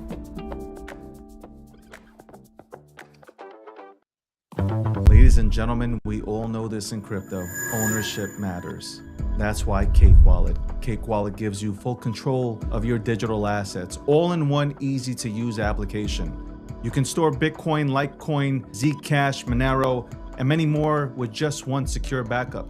Swap between coins in seconds. No copying addresses, no complicated steps, and even includes Bitcoin Lightning for faster payments. And with Cake Wallet built in, you can use crypto in real life through debit cards or gift cards.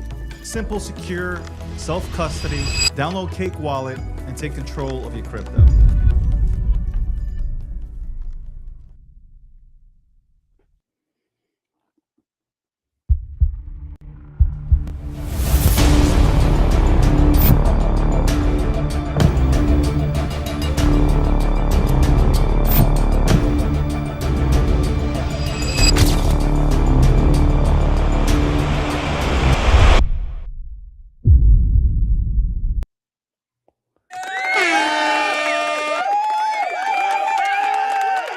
You're muted, David. You're muted. I'm muted, of course. Welcome back to episode 750, sponsored by Midnight. Check us out Fridays. We're going to do Midnight City, obviously. Check us out on Midnight City. Also, shout out to Polymarket, the official prediction market sponsor of the breakdown. Also, Cake Wallet, secure wallet for Litecoin, Monero, Bitcoin, and Zcash. Go ahead and get it. Okay. And also look into, not a sponsor, but Radar Chat. Okay. Look into Radar Chat, especially for you Bitcoiners. Go look into Radar Chat. All right. This week we're definitely doing memes and we're doing memes. I'm going to focus on memes. I want to bring on the memes and some of the best communities within the memes to talk about the memes and the culture. I really want to go ahead and do that. 100%. Because I think a lot of protocols are dropping the ball. They don't understand meme culture. They can care less about meme culture until it's too late. Okay. Y'all might have the greatest products in the world, but you got nobody on your chain. Okay. We're here. Memers, it's okay to be a memer. You meme every day of your life. It's perfectly fine. I say this all the time. Life is a meme. Anyway, what'd you get out of the conversation had with Leonidas today? Look, I love Leo. I think that I talked to Leo recently when Leo and and in the dog army crew, the runes and the runestone crew came through to Bitcoin, and Leo really started to get involved in the Bitcoin ecosystem. As any Bitcoiner, I was skeptical, but I was also already tinkering with the ordinals protocol on my miners and on my nodes, both personally and on the business side of things. And this is where I kind of hung back and I watched and I waited and I listened to the conversation and I talked to people building in the space, and Leo and the crew that he was and is rolling with, really what I learned was he understood Bitcoin at a core technical level. He understood Bitcoin, and he had a really good argument and really good arguments for why he wanted to do what he wanted to do to push the limits of Bitcoin on the chain while remaining within consensus. And he won me over very quickly, with how intelligent he is, with his understanding of Bitcoin, with his understanding of crypto in general, and his ability to bring people together to build something towards a much wider vision. So I have a ton of respect for Leo. I think that he's going to likely be one of the um, he's already a pretty controversial figure to the maxis, right? But I Yeah. think that he's going to help lead the movement because the social layer of the movement needs a leader. And I think that what he's already done and what he's going to continue to do is lead that movement forward that is going to progress Bitcoin and the understanding of Bitcoin, not just from, hey, this is easier to onboard people to Bitcoin, but I think that what he's doing is going to help push Bitcoin forward in terms of understanding Bitcoin's ethos from a Yeah. technical level as well. Because even those folks who got involved in ordinals and runes, and then of course in the dog army over there, many of them started out just like, hey, I want to get some Bitcoin. I want to get involved in this. There's some meme coins over here. And now they actually understand. And a lot of these guys, you don't know their names. They're not hugely popular. They don't have massive accounts. Some of them do, but they actually understand Bitcoin from a technical level. And they're out there at events. They're out there in the real world onboarding people, utilizing dog, utilizing that as an introduction to Bitcoin and self custody. And I feel like they really played a big role even at the time in non-custodial Bitcoin, because most people were trending in the direction of having their Bitcoin on an exchange and not working with wallet and not Yeah. understanding not your keys, not your coin. It's like that ethos had been developed, right? Post block wars coming into 2021. And then through the bear market in 22, a lot of it was like, we had those few shocks, but as soon as the market started to turn around, everybody forgot. Like, oh yeah, I gotta go get my Bitcoin, and they're all on exchanges again. They're trading in and out. They're not exploring the wallets and the innovations that are happening with Bitcoin. And realistically, I think that he's a great representative for Bitcoin, and not just the dog army, but for Bitcoin itself. And I think that he's helped to educate a lot of people. And there's others like him that are doing this, but I think that he is one of the voices that I have seen rise to the top, and will continue to ascend. And look, Listen, the community is great. They're very passionate. They don't. Okay, there's a community that chills. Like they don't. They don't just. They break down what dog is. So that's really cool to see. It's like they're not just shilling you. They're breaking it down and they're telling you why. And and that's a reflection, I think, on leadership. I really do believe that, because you've seen communities just like, hey, buy this, buy that. They're not even most of the time they're not even talking about buying. They're just like, this is why. And I've had conversations with people within the dog community. They're really cool. They're absolutely fucking cool to go ahead and have a conversation with. By the way, shout out to Johnny.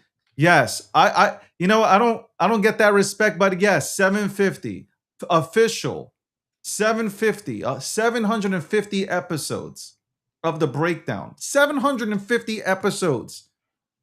That's the official number. The unofficial, who the fuck knows? But in terms of that, you need a Leonidas. You need people that are willing to change the fucking attitude in Bitcoin. You know how I've stressed this. I've stressed this Yeah. so many times to you. And you Like, don't have to agree either. You don't. See, the but thing you can is see that it benefit. Look, I asked you that question. Does this benefit the miners? Right?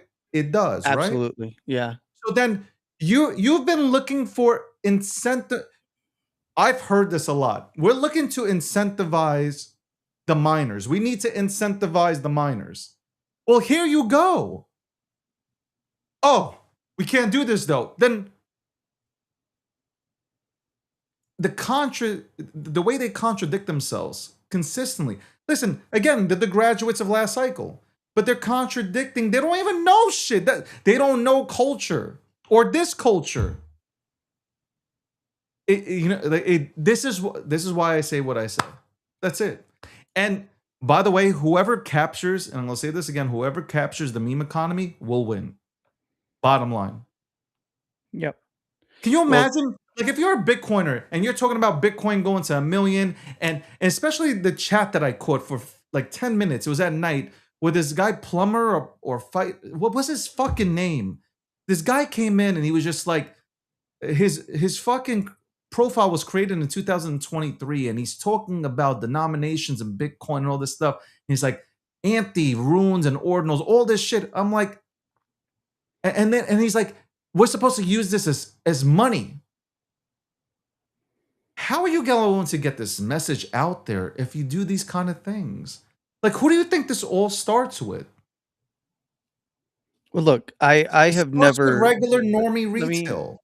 let me put this out there because I know that there's a few people who I guess have had have expressed to me that they've had bad interactions with this gentleman. I've never had a bad interaction with Puncher. I think that he's Bro, very passionate. bro, I don't. no, I haven't listened to these no. conversations, You gotta so listen. I was in it, Landy. I was in that room. Landy, you know I don't shit on nobody. yeah. This man was in the room saying, respectfully, he was saying, we shouldn't be calling people names, and then he was calling people names. Like, there's a. Yeah, I I don't. understand you don't I've heard this agree. stuff. I've heard this before. I have never experienced it myself. I've had pretty robust conversations with I him get and it, others Landy, in this but like space. he was wiling out. Like he Well, was. I get look, his passion for Bitcoin. Okay, if you know him, the passion for Bitcoin, congratulations, that's I great. don't know him. I know of him. I'm just saying that if you And know of him, others. like the passion is great, but like to not Well, open up your ears to a different opinion is crazy. I might not agree, but you can just allow the person to speak. well, look, these that's one of the reasons why I think that a lot of these spaces, Leo and I talked about this a little bit with J Dog and Vincent. Um, and it's Crypto Revolution.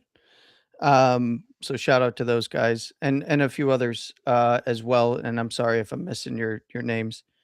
But one of the big things is I think that this is actually all going to be healthy for Bitcoin at the end. Right. But I also believe that many of these conversations, especially when you go into some of these spaces, you're getting a lot of, and I mentioned this when I reposted Sailor's 110 reasons not to adopt this, basically, or 110 counterpoints or whatever it was. A lot of Not to adopt people what? You're talking about Bit? BIP 110, right? So he put out a post the other day, and look, he's utilizing Bitcoin in a way that I'm not You're not a personally. fan of it. It's not that I'm not a fan of it. You can do whatever you want. I'm not. It's not for me, right? And that's the thing that I think that people misunderstand. And Leo brought up the Lightning Network and stuff like that. Lightning Network is something that I chose not to participate in, right? Because I felt that layer one needs to be the focus, and like I have a lot of views that maybe differentiate myself from folks like Leo and Udi and all these other guys that are on the ordinal side and even in the dog army. I have a lot of different viewpoints of what I think Bitcoin should be, right? And how to go about getting to the end road of getting to adoption. But then there is, okay, I'm not going to sit here and dog on others for how they're going to use it as if it's falling within the consensus model. Everything in ordinals and in runes falls within the consensus model. I actually support it. I own ordinals. I support the ordinals protocol. I own runes.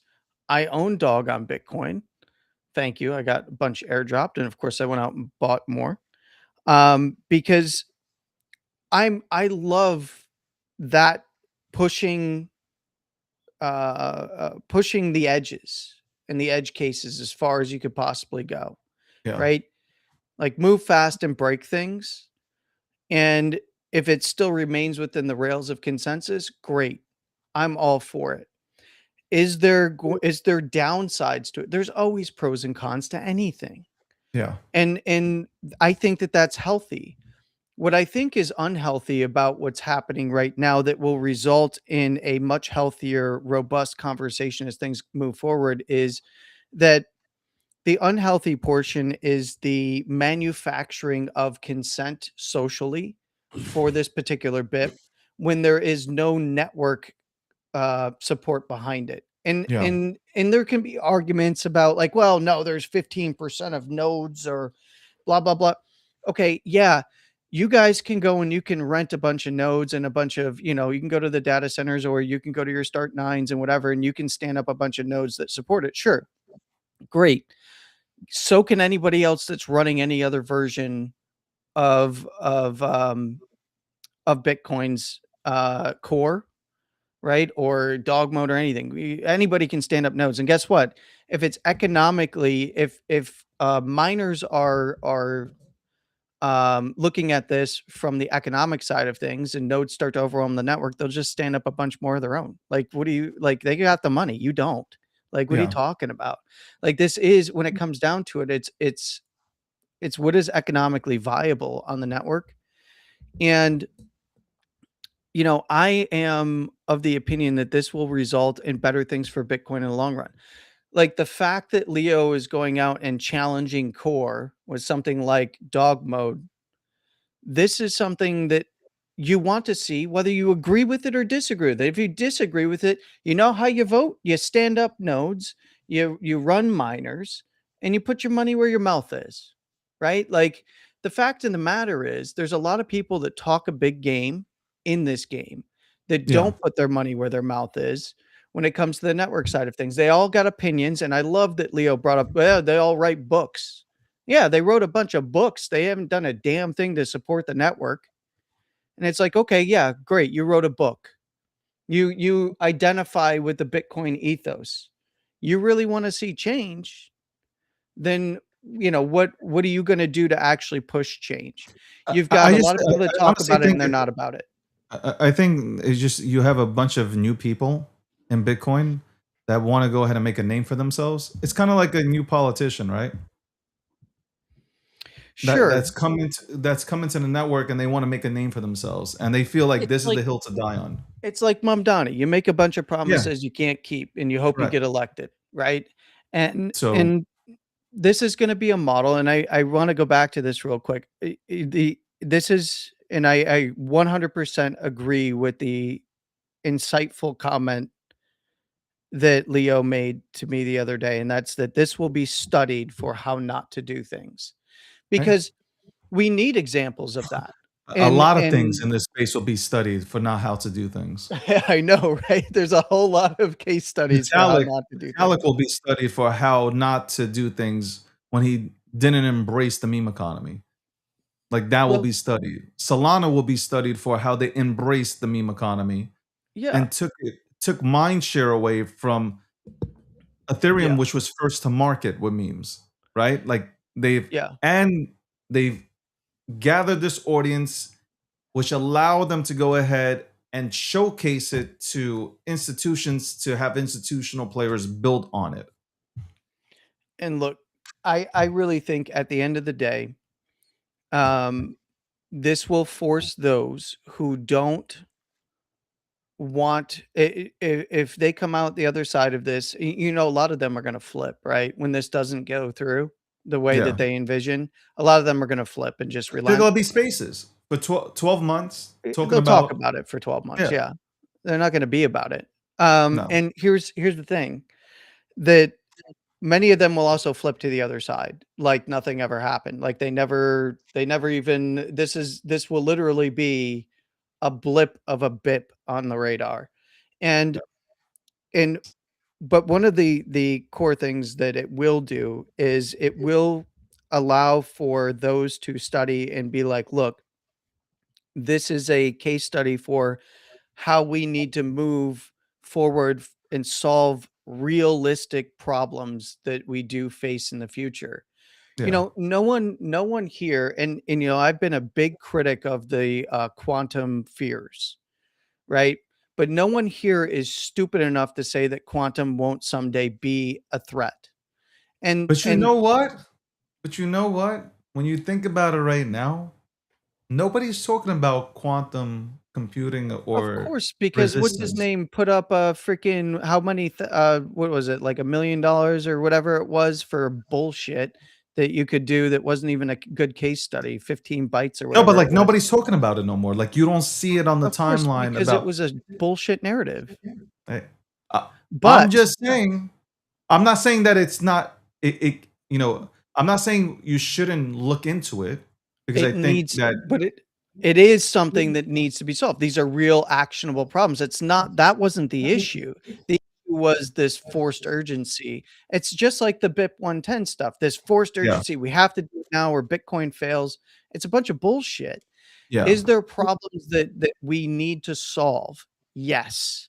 Let's get focused. And I think that once this is over in August, once the mandatory signaling period is enforced, we are going to then after that period, we're going to get down to business and actually start focusing on the things that matter. And I do think that it's going to be gentlemen like Leonidas and people in the dog army and the ordinals communities and the runes communities. I think that they are going to be the ones that actually move that needle forward, because the more and this has emboldened a lot of folks, and this is what a lot of BIP 110ers don't seem to understand. This has emboldened a lot of folks who actually have real connections in the industry, who Yeah. actually are miners, who actually do run economically viable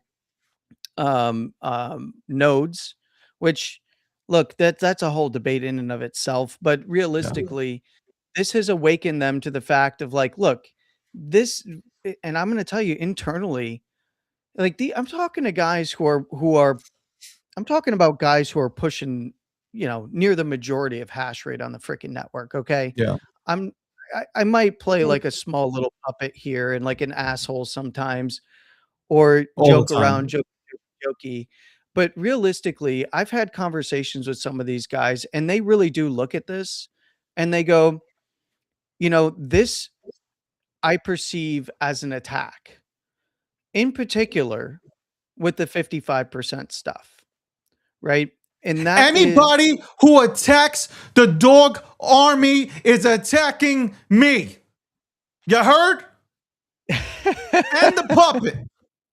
It is an attack on Look, Bitcoin, the they real Bitcoiners, and we will not take it. I am being serious when I say that I'm some of the being serious. conversations Are you trying to I've say I'm had, not serious right now? I know you're being 100% I'm fucking serious. serious right now. An attack on the Doge army is an attack on I'm Goldstein. sorry, there's no Doge army. Excuse me, dog There is army. only the dog army. An attack on a dog army is an attack on me and the puppet. Look, I've never seen the puppet. I By the way, I just align. want to let you guys know, I've never seen his face. He's never. Nope.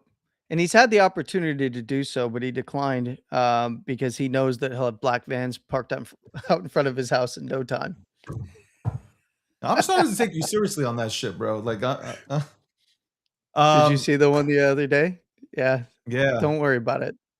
You know that we can actually these days we have the technology that if you look at the van at one point it might be black, and then you'll come back out and you'll look and be like, where did now it's a white van? Yeah, just don't worry about it. You know, just to end it though, I just want to say that, let me give him a round of applause.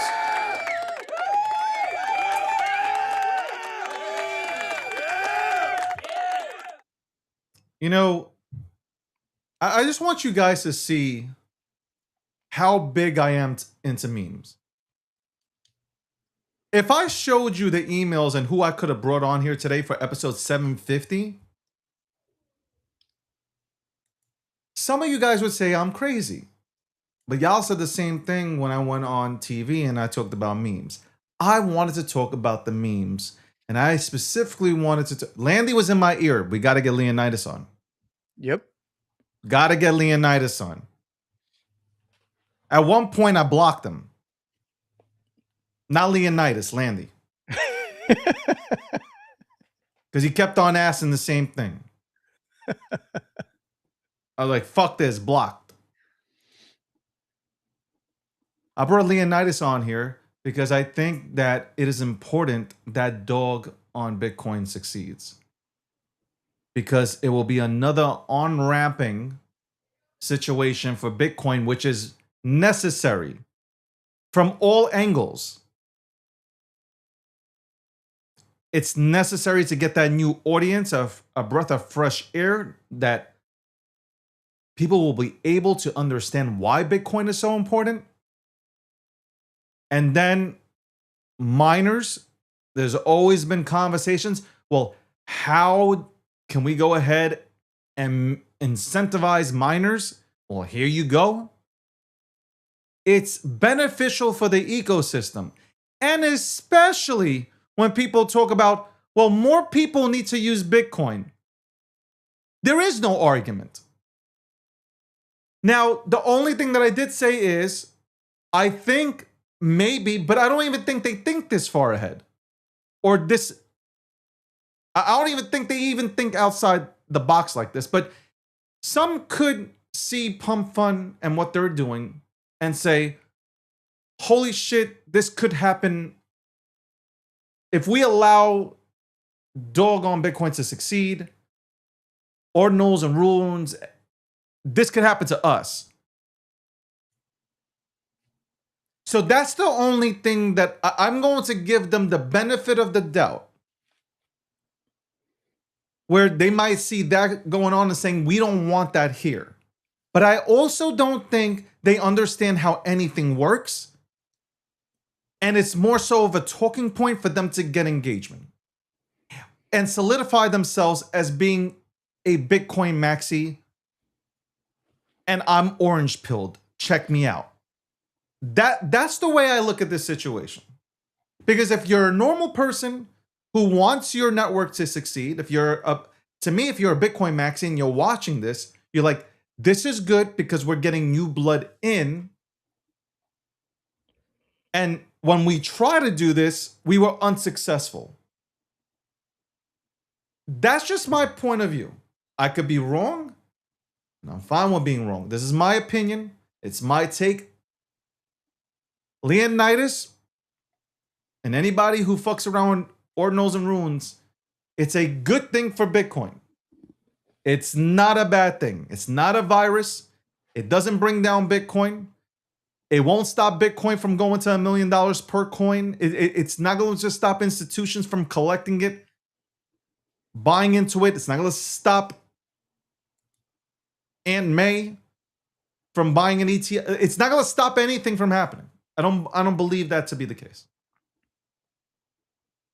No, and all of the fear and FUD that surrounded all of it starting back in 2023, the launch of the Ordinals protocol, Look, that most that are just now becoming aware of BIP 110, um, they haven't even been around or weren't even paying attention to the Ordinals protocol launch, right? This has been going on for 3 years. You know, we've been talking about it more than 3 years. We've been talking about this. We've been, seeing it play out on the network side of things, and all of the fears and all of the straw man arguments that are thrown out there have not come to fruition, right? There's the CSAM argument. No one can prove that that is even on Bitcoin. And Yeah. even if it was, there are other ways that it could get on there, even with an implementation of BIP 110 as consensus, right? So there's no that these aren't solving the problems that they claim that they want to solve and that they're perpetuating out there as for the longest time it was all about fees, fees, fees, fees, fees, and it makes it Yeah. economically unsuitable for people to utilize the network. It just wasn't true. It was never true. And it's a game of economics when it comes to mining and standing up nodes and supporting the network, right? It For sure. costs money. Yeah. These are and from a mining side, most people that are doing this as hobbyists, sure, maybe they're getting some sats here and there. Maybe they're just supporting the network. Great. I encourage that. I want to see more of that. But from the large scale mining side of things, including off grid miners, which is the sector that I'm in, off grid mining is continuing to grow. It's a business at the end of the day. It's a business and it's a choice. By the way, it's a highly competitive, hyper competitive environment where the Yeah. margins are very thin. And you have a protocol that was launched that stays within the guardrails of consensus on the network and that has been adopted by many and if not all of the large mining pools. In fact, all of the large mining pools have adopted Ordinal's protocol, and they see it as being an economic driver. And at the end of the day, if it remains within consensus and it is an economic driver, that is where miners are going to go. And this is something that I think this will pass. We will see the conversation continue to be had about it once this is all done and over with, meaning this too shall pass. Not that the BIP 110 is going to be successful because it's not. Look, everybody's making arguments about no, everybody's just going to signal at the last minute. No, they're not. No, they're not. And they're what they're now banking their hopes on is this pie in the sky dream of Foundry going 51% and supporting and then forcing the other major mining pools to do Yeah. it. I'm sorry, you're literally pinning your hopes on something that is an extremely, extremely low likelihood. In fact, this is how you know, and I've said this before, this is how you know that confidence is not very high. Ocean is not enforcing BIP 110.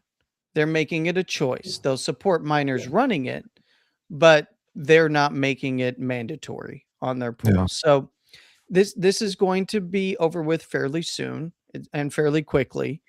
But the conversation will not go away.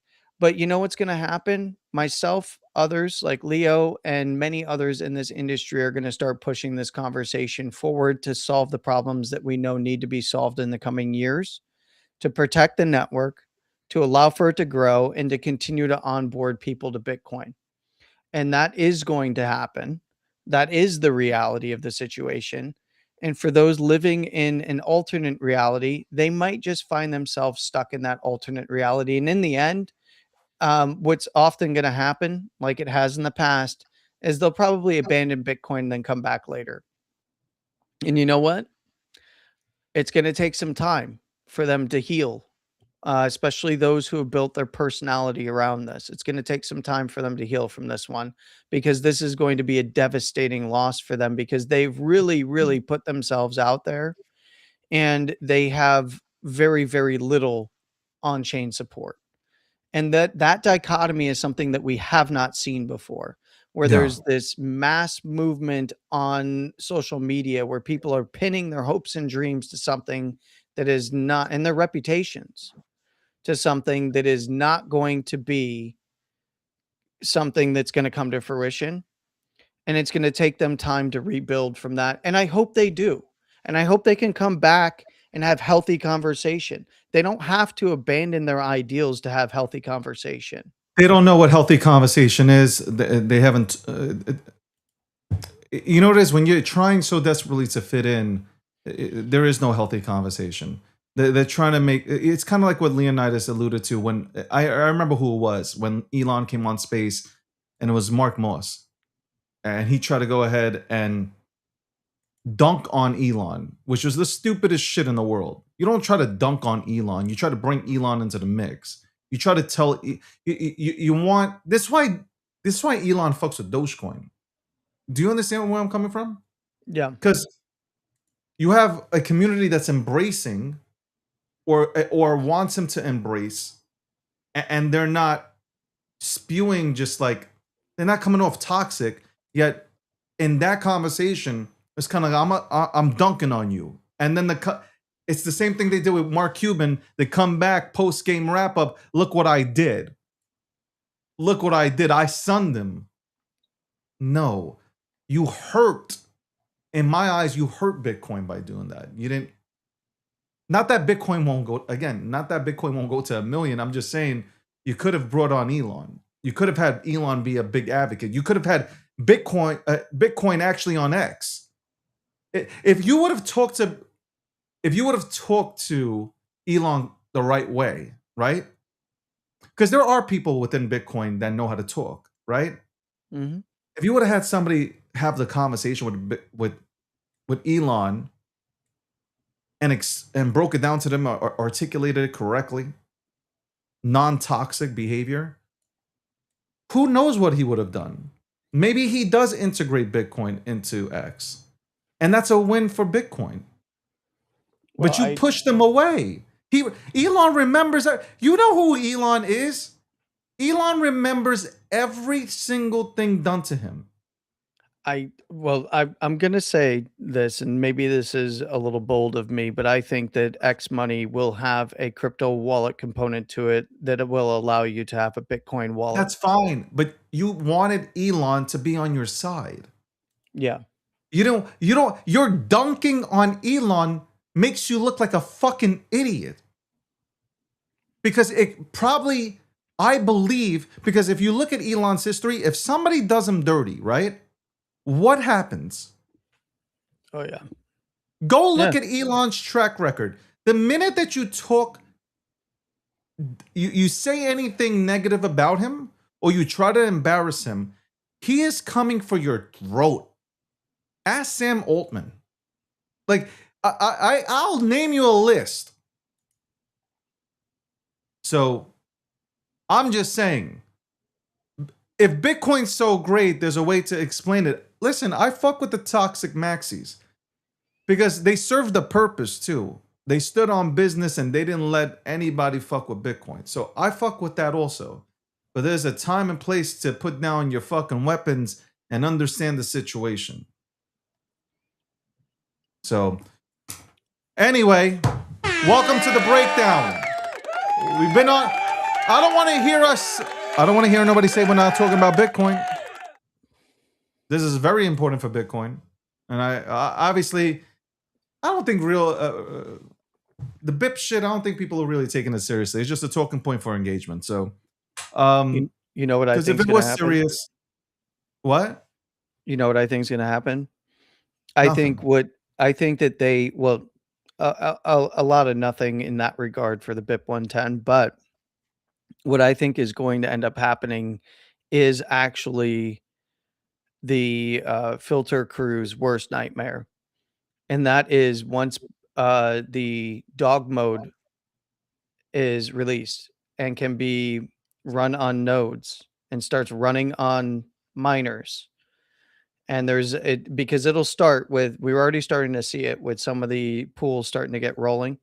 Yeah. And there's going to be pool support. I can almost guarantee that look, if there's anyone that can gather support for something, it's Leo and whoever he's talking to, because he managed to work with miners to get the rune stones through, to get the dog airdrop through, to do all of this. Like, he did something so impressive. Now, granted, he even said, that's not how you want to do it. That's not healthy. I don't want to have to go directly to miners to do this kind of stuff because it's end arounding, in order to But mine you got to those do what you blocks. got to do, man. At the end of the day. But I think that the solution for having another piece of software to run that is within consensus on the network, I think it's going to shock a lot of these folks how Yeah. quickly it gets picked up. I think that that is going to be something that an unintended consequence that they did not expect is that there's always a reprisal to what you're trying to do. And Yeah. Bitcoin is famous for that. There's always somebody working on something else. And I think that it's going to end up being very successful, and it may just shock them, and it might just be the shock to the system that we need in Bitcoin to get things rolling, especially on chain and filling blocks again, because Yeah. it's a freaking desert out here. We finally got a 2 sat per VByte block in the last 10 minutes. This has been it's been kind of a slog. Let me put it that way. It's been a slog. Look, most of the transactional volume is a lot of these larger players just moving money around, but they're not moving it around every block, right? We need to see blocks getting filled again. We need to see activity on the network start to increase. We need to see more people getting onboarded.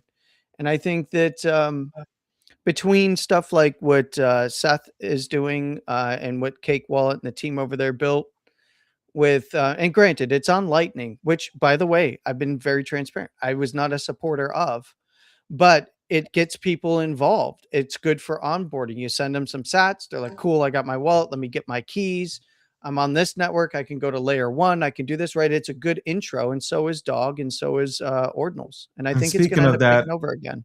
I have to do the giveaway. We'll do it this week. We'll do a giveaway for anybody who has Cake Wallet. If you show a screenshot, I'm going to do a thread on this where you show a screenshot, and then I'm sure I can use some sort of fucking mechanism. I think I'll use Grok to select a winner or winners, depends, where, we'll send something to your Cake Wallet. So there you go. We'll do that. And also, I want to touch on 2 more things before we go. Obviously, it is 2:49 p.m. on the East Coast. We're 2 hours, 14 minutes in. We had Leonidas on from the Dog on Bitcoin Community. Shout out to him for coming on episode 750. The sponsor is Midnight. Shout out to Midnight, the Midnight Network. Go check out also Midnight City. It's a cool thing to go ahead and experience. They came out with a commercial. I think it was dope. I saw it. Polymarket is the official prediction market sponsor. We're going to get to Polymarket right now. I have something up because I see that Rubio is climbing. So I wanted to touch on that for a few seconds here. Cake Wallet is also, besides Polymarket being an official prediction market sponsor of, see how I say that fast? Of the breakdown, you also have Cake Wallet as well. And you can hold your Litecoin, Bitcoin, your Litecoin, Bitcoin, Monero, Zcash on it. You also, Landy was alluding to Radar Chat. You can also check that out. The team went ahead. The team from Cake Wallet created Radar Chat. And that is strictly, I'm not saying anybody can't use it, but obviously it's focused on Bitcoiners. So shout out to that. Also, I didn't look at my wallet today. So let's go ahead and look and see where we're at. Where the fuck is Sir DGDG? Okay. The memes. By the way, disgusting again. I'm looking at the whole followers. 359 followers, man. What the fuck are we doing? What is happening, bro? What is happening, Landy? I don't know, but I'm gonna outpace you. Everybody, at this point, yeah. I don't know what I got to do. Maybe I gotta get butt naked and stuff. I don't know. I get butt naked. Let's see what's going on here. Let's bring Landy into the mix. All right, there goes Landy. All right. This is the age of the wallet, 23 days. I made the wallet to just buy some Solana memes and see if I can go, not see, but prove to people that I can really get into memes that pop. Okay. All right. I'm a little bit lost right now. I see 1, 2, 3. We have 3 white bulls now. Oh boy.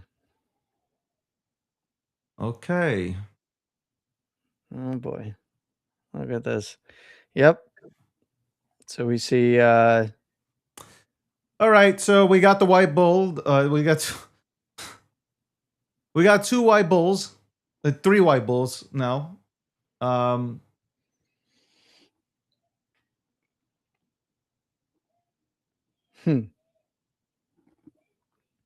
Wow, I'm stumped.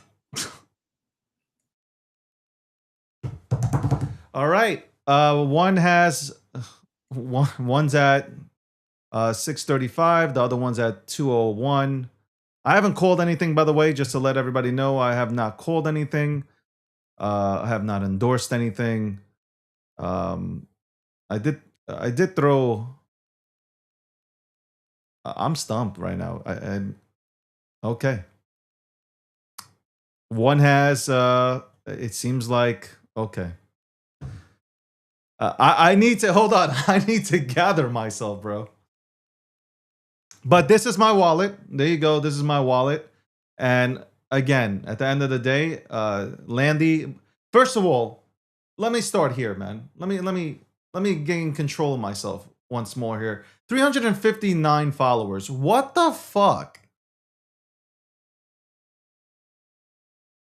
This is yo, Landy. It has to be impossible that like I'm not trying to shit on anybody, but like, how do people have like fucking 10,000, even 5, 10,000? Like, how do people have that?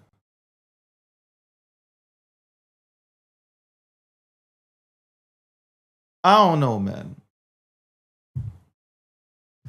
But 359, like, can we get to like 1,000? Like, I'm not even going to ask for 10 or 20.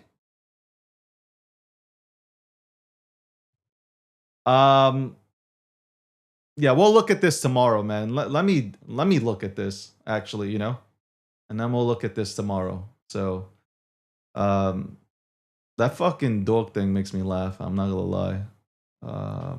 But yeah, I did buy Troll.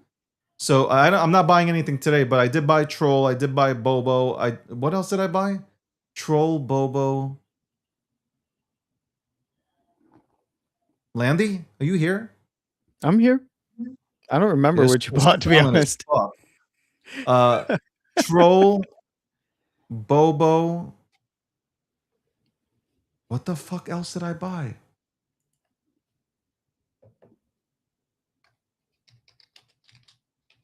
Look at them. Look at them. Right away. You will, once you endorse again. Oh, Trump. Thank you, Todd. I bought Trump. So Trump, Bobo, Bobo, Troll. I know I bought something else. Pengu. There you go. There you go. So 4. And during this week, I'll buy some more and stuff like that. So there you go. That's the wallet. You can go ahead and follow it. Shout out to everybody. You know, shout out to everybody who, by the way, who joins in on this show. I got to give much respect to everybody who comes on to the show. I appreciate you guys a lot. I see things out there on the timeline in terms of like when I look, fucking this guy again with this fucking puppet. When I look at the,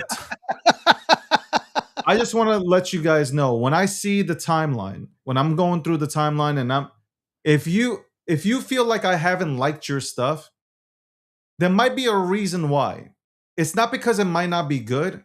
It's just that a lot of you guys are putting tickers in your replies, and I can't like your reply because then that means that I'm endorsing, or somebody will use it as I've endorsed something, or if I've blessed something, or like, and that's why I won't answer you at times. So if you feel like I'm sunning you, meaning like I'm fading you in any sort of way, I'm really not. I see you. I just can't acknowledge you if you're putting something into the post on a like on a random post where I'm saying, "Hey, good morning." Somebody hits me with a meme with a ticker in it. I can't reply to you. So just know that it's not me avoiding you. I just can't reply to you. At least not for now. Okay, I keep it 100. Also, let me go through this real quick with the political end of stuff. I got Polymarket up right here. Polymarket, again, the official prediction market sponsor of the breakdown. Let's bring this up. Of course, this is a little pop-up. I knew that shit was coming out of nowhere. Republican presidential nominee 2028. We got JD Vance. He's down 14%, but he's at 42%. Rubio's climbing 21%. According to Polymarket, up 21% to 28%. Did you see his speech? His speech on the 16th? I didn't see it. So is that why really good. Rubio's pumping like this? Yes, it was really, really good. Okay. I would encourage you to go. It was his speech at the Resurgence of Political Terrorism conference for the State Department. I didn't see the whole thing. I think probably I saw seen clips. Yeah. You've probably seen clips. It was actually a really good speech. So, I mean, with this right now, with the way this stands here, I don't know. Like, here are your two heavy hitters, right? These are your heavy hitters.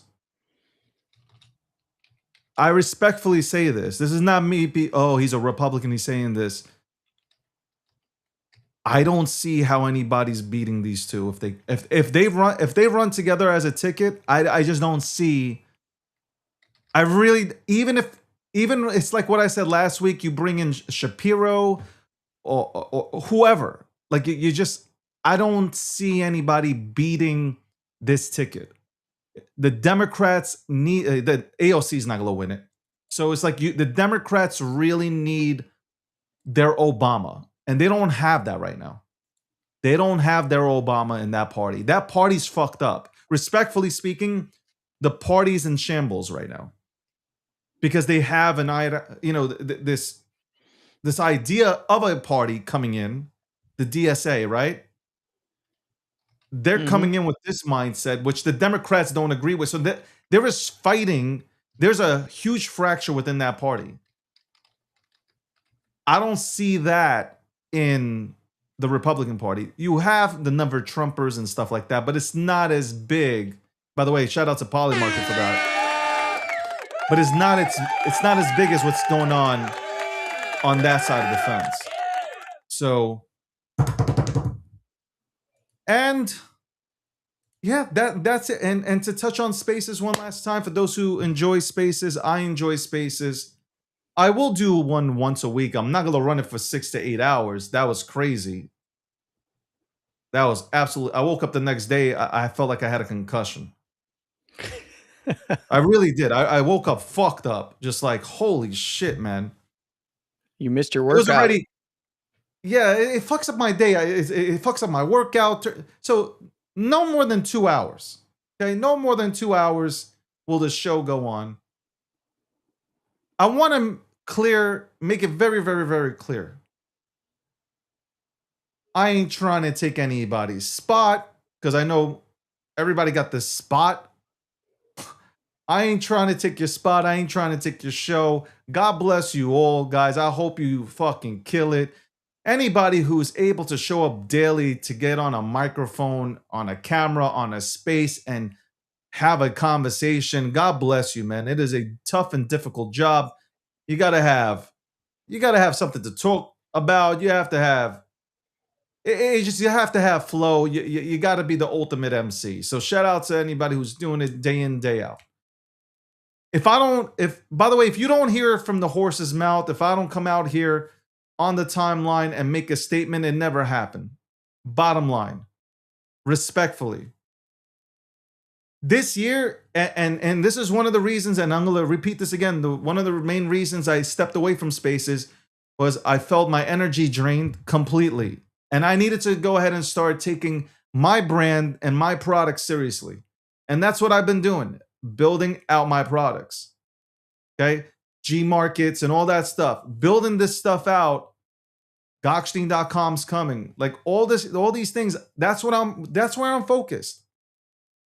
That is where I am absolutely focused. So if I'm going to ever endorse something, if I'm ever going to really call something, it's going to be something of mine. It's not going to be something of somebody else's. And it's not a shot. And I don't understand why people take this as a shot. It's not a shot. It's not to downplay anybody. It's not to belittle anybody. Okay? Stop making up these narratives.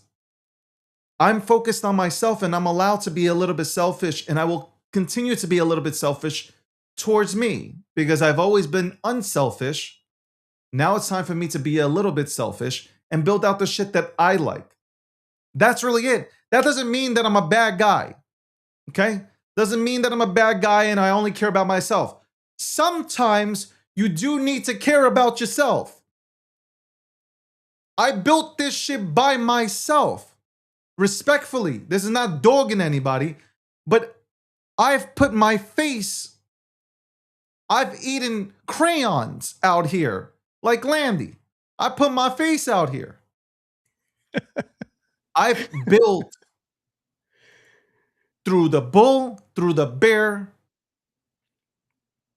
Y'all gotta put some respect on my name. And you don't want to, that's fine.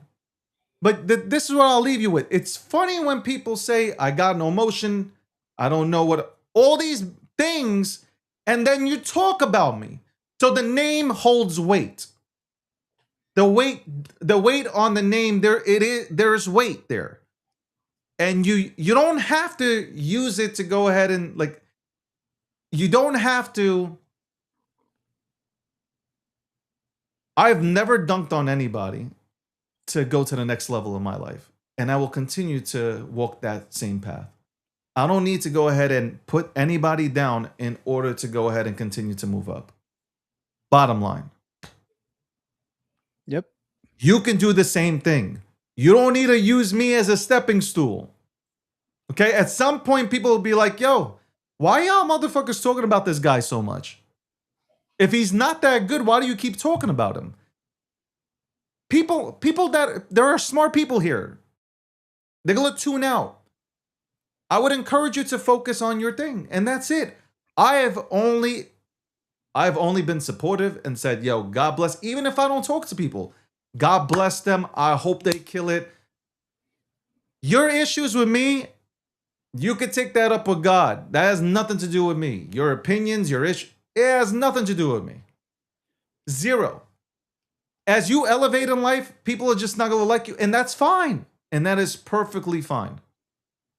I've seen every single builder out here, and I'm not putting myself on a pedestal with like the greatest builders of all time, but every single builder, any single entrepreneur who has built anything that's worth shit, anytime they elevate, the swords come out and people start coming. It is what it is. And once you understand that as an entrepreneur, you're just gonna continue forward on your mission to go ahead and be absolutely just fucking great. And I hope the same for everybody else. Anybody who's building out here, who's taking it seriously, who's building communities and all that good stuff, good for you. I hope y'all continue to do this. I hope you continue to win. But I don't need to do anything. I'm not required to do anything. If I talk about something like the dog community, I talk about the dog community because I know they truly appreciate me. They've been fucking, let me tell you something about the dog community. They've been literally hollering at me, which feels like years. And they haven't been pushy about it either. Just like, hey, this is what we're doing. I think you would love looking into this. It's a conversation and there's an appreciation. There's other communities that, you know, I fuck with also. And they fuck with me. And I am okay with them speaking about it. So that's my approach. That's it. And people are not going to like it, and that's too bad. I didn't like the things that were done to me either. So That it is what it is. And I'm not going to even go into it because I don't need to. But I just wanted to clear the air today, and you will never hear me speak about this. Ever, and give time to this ever again. But you know what? Sometimes it is good to come out here and say, like, a lot of these things that you're seeing are not real. There's zero weight to them. I'm a builder. I'm building. It's my time. And besides that, I hope everybody else wins. If your intentions are good and if it benefits this space, God bless. You fucking continue to go. Yeah. No That's hate it. or ill will towards anybody. I Same don't for me. have. I I don't hope have that fucking everybody hate. wins. I really do not have hate in my heart. Like, I don't have hate in my heart. I don't wish anybody bad. That's a bad way to live life. I'm not going to. I don't wake up in the morning stressed out thinking about, like, I say I don't care. And not that I just like. I just don't. It's not a part of my energy. I need my energy to be focused on building. That's it. That's all I want to focus on. Building a great show, helping my guys build out their shows. That's it. Getting guests on, bringing value, getting on calls. That's all I care about. Educating as much as I can, whatever value I can bring. That's all I care about. So, thank you for hearing me out today, because this won't happen ever again, I promise you. But I just felt like I needed to do it. I felt like I needed to do it. I ignore all the FUD. Like, I ignore all the slander, all the defamation, all this shit. I ignore all this fucking shit. But sometimes it's just like, hey, let me address this real quick, because that didn't happen. So, and we don't have to do this. This is what I talked about. This industry likes to eat itself. We don't have to do that. Like, I see people building over here, and they're doing media too. And I'm like, yo, congratulations. Because I know how hard it is to build out media. Good for you, man. I hope you win. Like, there's nothing more I can say.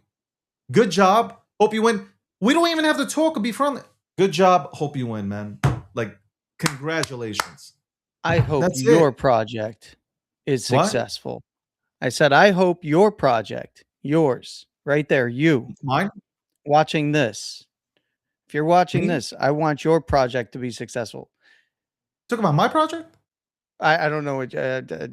I'm here to sabotage. What? Oh, okay. Go fuck yourself. I literally, by the way, you know what's funny, and this is what's interesting about the space eating itself. And I'll kind of. I kind of have to say this.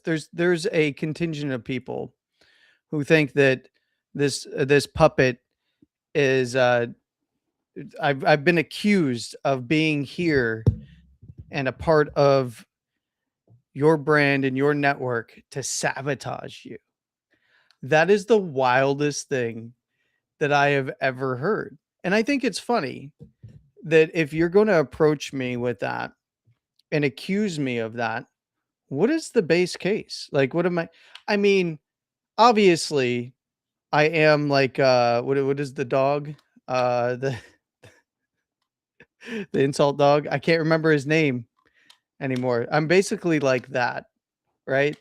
But David and I have really good conversations, lots of jokes and lots of fun, but we have really good conversations about important topics that are happening within the crypto industry, within the political sphere, and about sometimes just society in general. The notion that you have to accuse people of something in this space in order to elevate yourself, like what David was just saying, is ridiculous. And realistically, I know from personal conversations with David, he wants to see people succeed, no matter who you are, whether you love him or hate him. And it's the same with me. I want to see you succeed. I want to see your project Andy, succeed. on this program right now, Have I ever wished bad on anybody? Honestly. Have I like really told you that I want to see people fail? No, of course not, because you Like don't want that. I'm legit. Like have I contacted? So I'm praying for the down. Like no. Oh yeah, Triumph, the insult comic dog. Yeah, that's basically me, the insult comic puppet. Um, look, I don't. I I wish no one ill will, and if You know what I'll people say also for succeed, Landy, because since he won't say it, there. I love the fact, and this is what you guys all have to get when you're building something.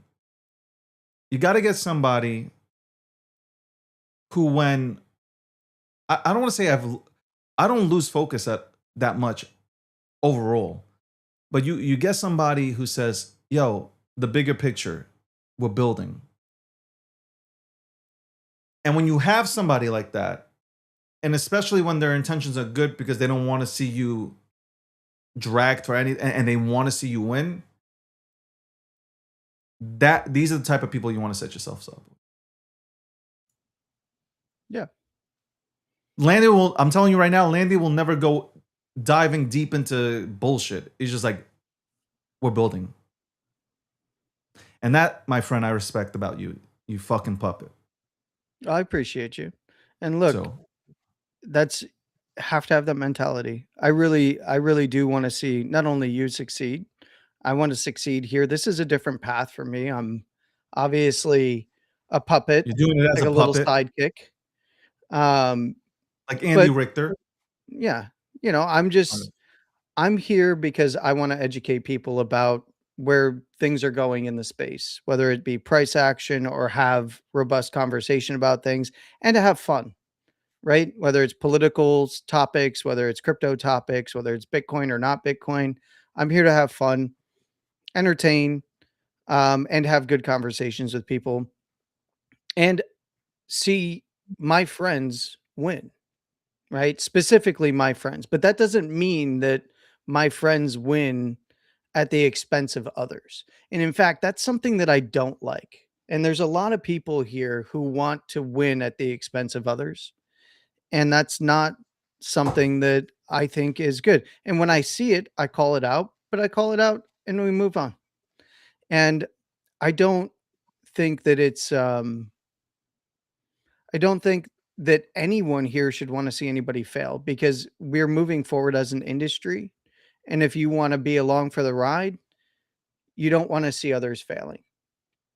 And It's if just, they do you know, fail, this. I you want can't. to pick them up. Like I'm gonna say what I'm talking about. Like somebody accused me of saying or calling something an STD when I was on Space, and I have these headphones. Okay, these are the headphones that you put on when you go on Spaces when you have your Rodecaster. And somebody mentioned something, and I said STD because I thought that's what the person said. And then I asked to clarify multiple times. And if the recording was there, then if you guys were there, then you heard what I said. But if the recording was there, I wish it was there, then I can go ahead and say, look, like, I didn't say none of this bullshit. The fuck? What are you talking about? I was so happy to be back on Spaces, and the vibe was like so fucking cool that I was just like I'm just ready to chop it up. What are we doing? Like, how's the like? I'm trying to get the pulse of the crowd, how the memes and talk about certain topics about the crypto ecosystem. I don't have time for these like fucking games. And look, there was legitimately good conversation happening on your stage. And that's something that as of late has been few and far between. And But that's what I'm saying. Like, it doesn't make me want to. Like, I'm going to do more Spaces regardless. But at the end of the day, like that's one of the things that could like it pushes people away. It's just like, man, you can't even say anything. Like even when a person is just like, I don't hear, like it's live. It's like you're not on commercial break. It's live. Some people have it's just a shitty connection coming through, bro. You're trying to fucking hear it out, and I talk out loud. I'm the type of person who talks out loud. Period. I'm on this show. There ain't no fucking script here. Like, I'm talking out loud. I'm telling you how I feel at the very fucking moment. Sometimes 3 hours, 4 hours later, like, I'll say shit about Ethereum. I'm like, man, I feel bad.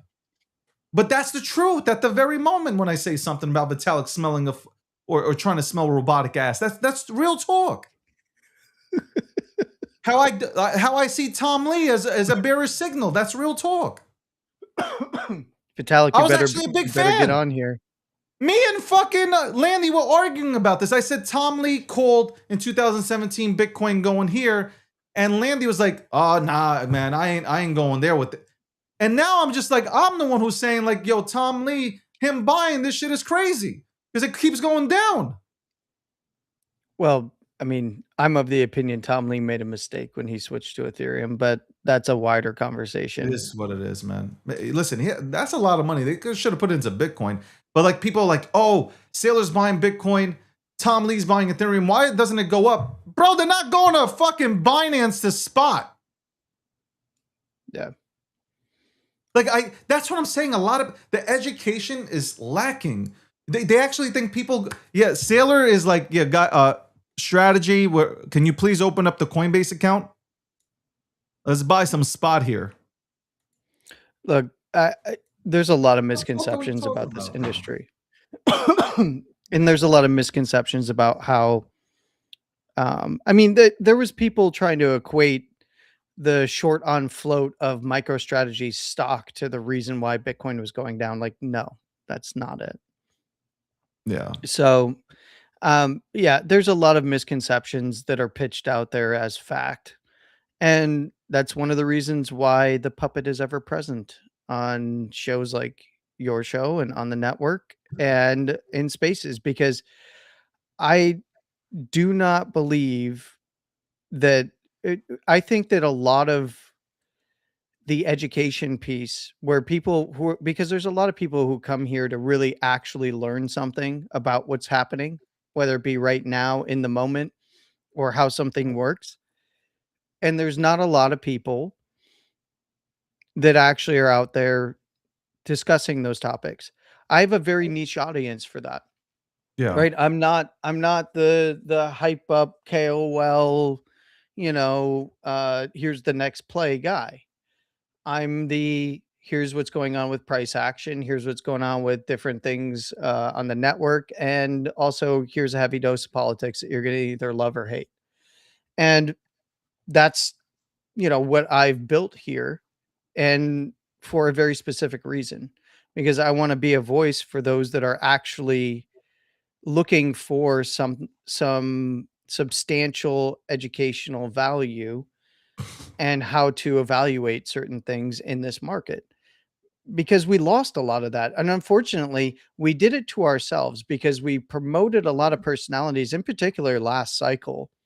We promoted a lot of personalities that used to pitch themselves as educational, that were really just, floating out educational material to then pitch you something to dump on your head. And that was really destructive. And I think that after evaluating that towards the end of 21 into 22, I was like, you know what? I'm just going to take a different path. Instead of fighting them and going to battle and going to war against them, I'm just going to consistently put out content that someone will find value in, even if that's a small subset of people.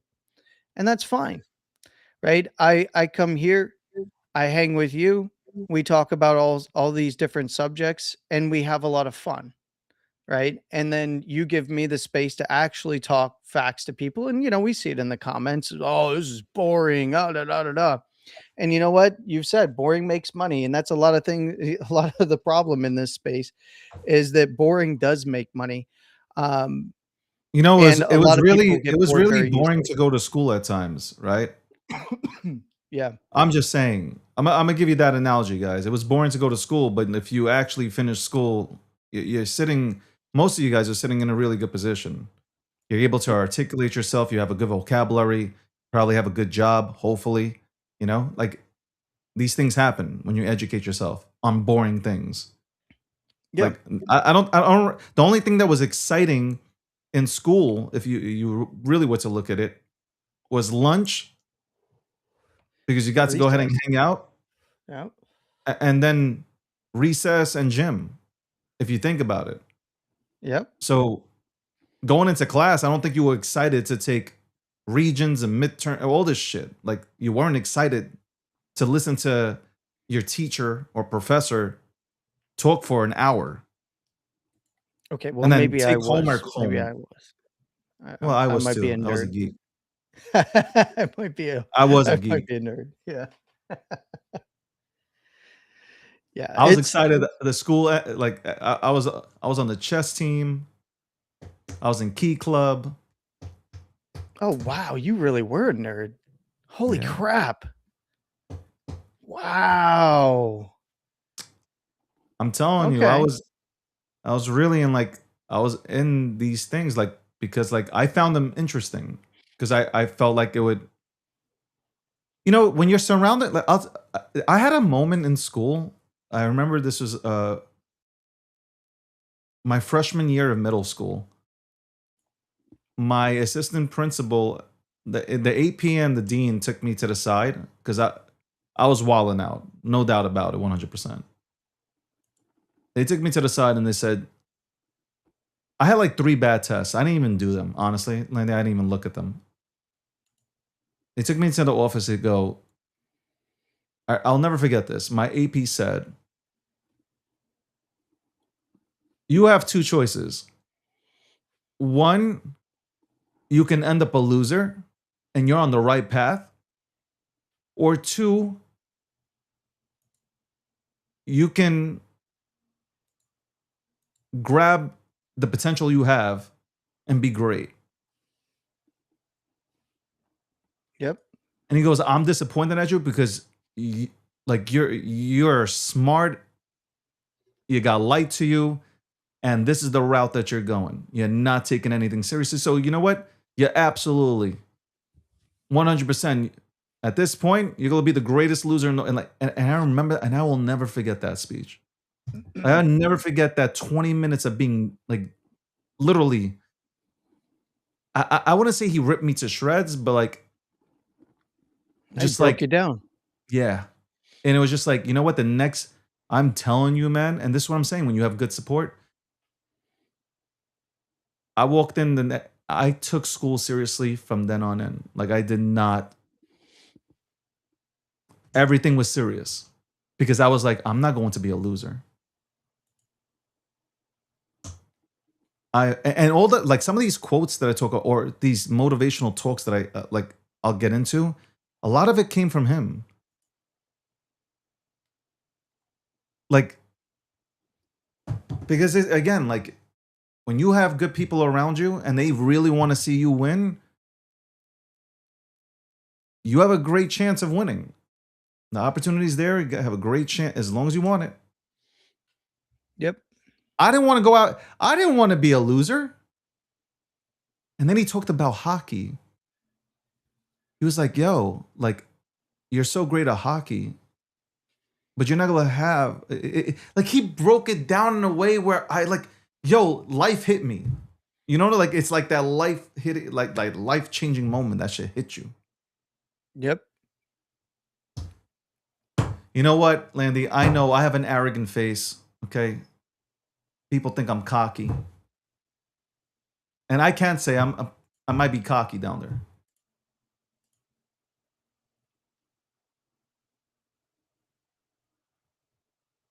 Put on the Pit Vipers. Where are they?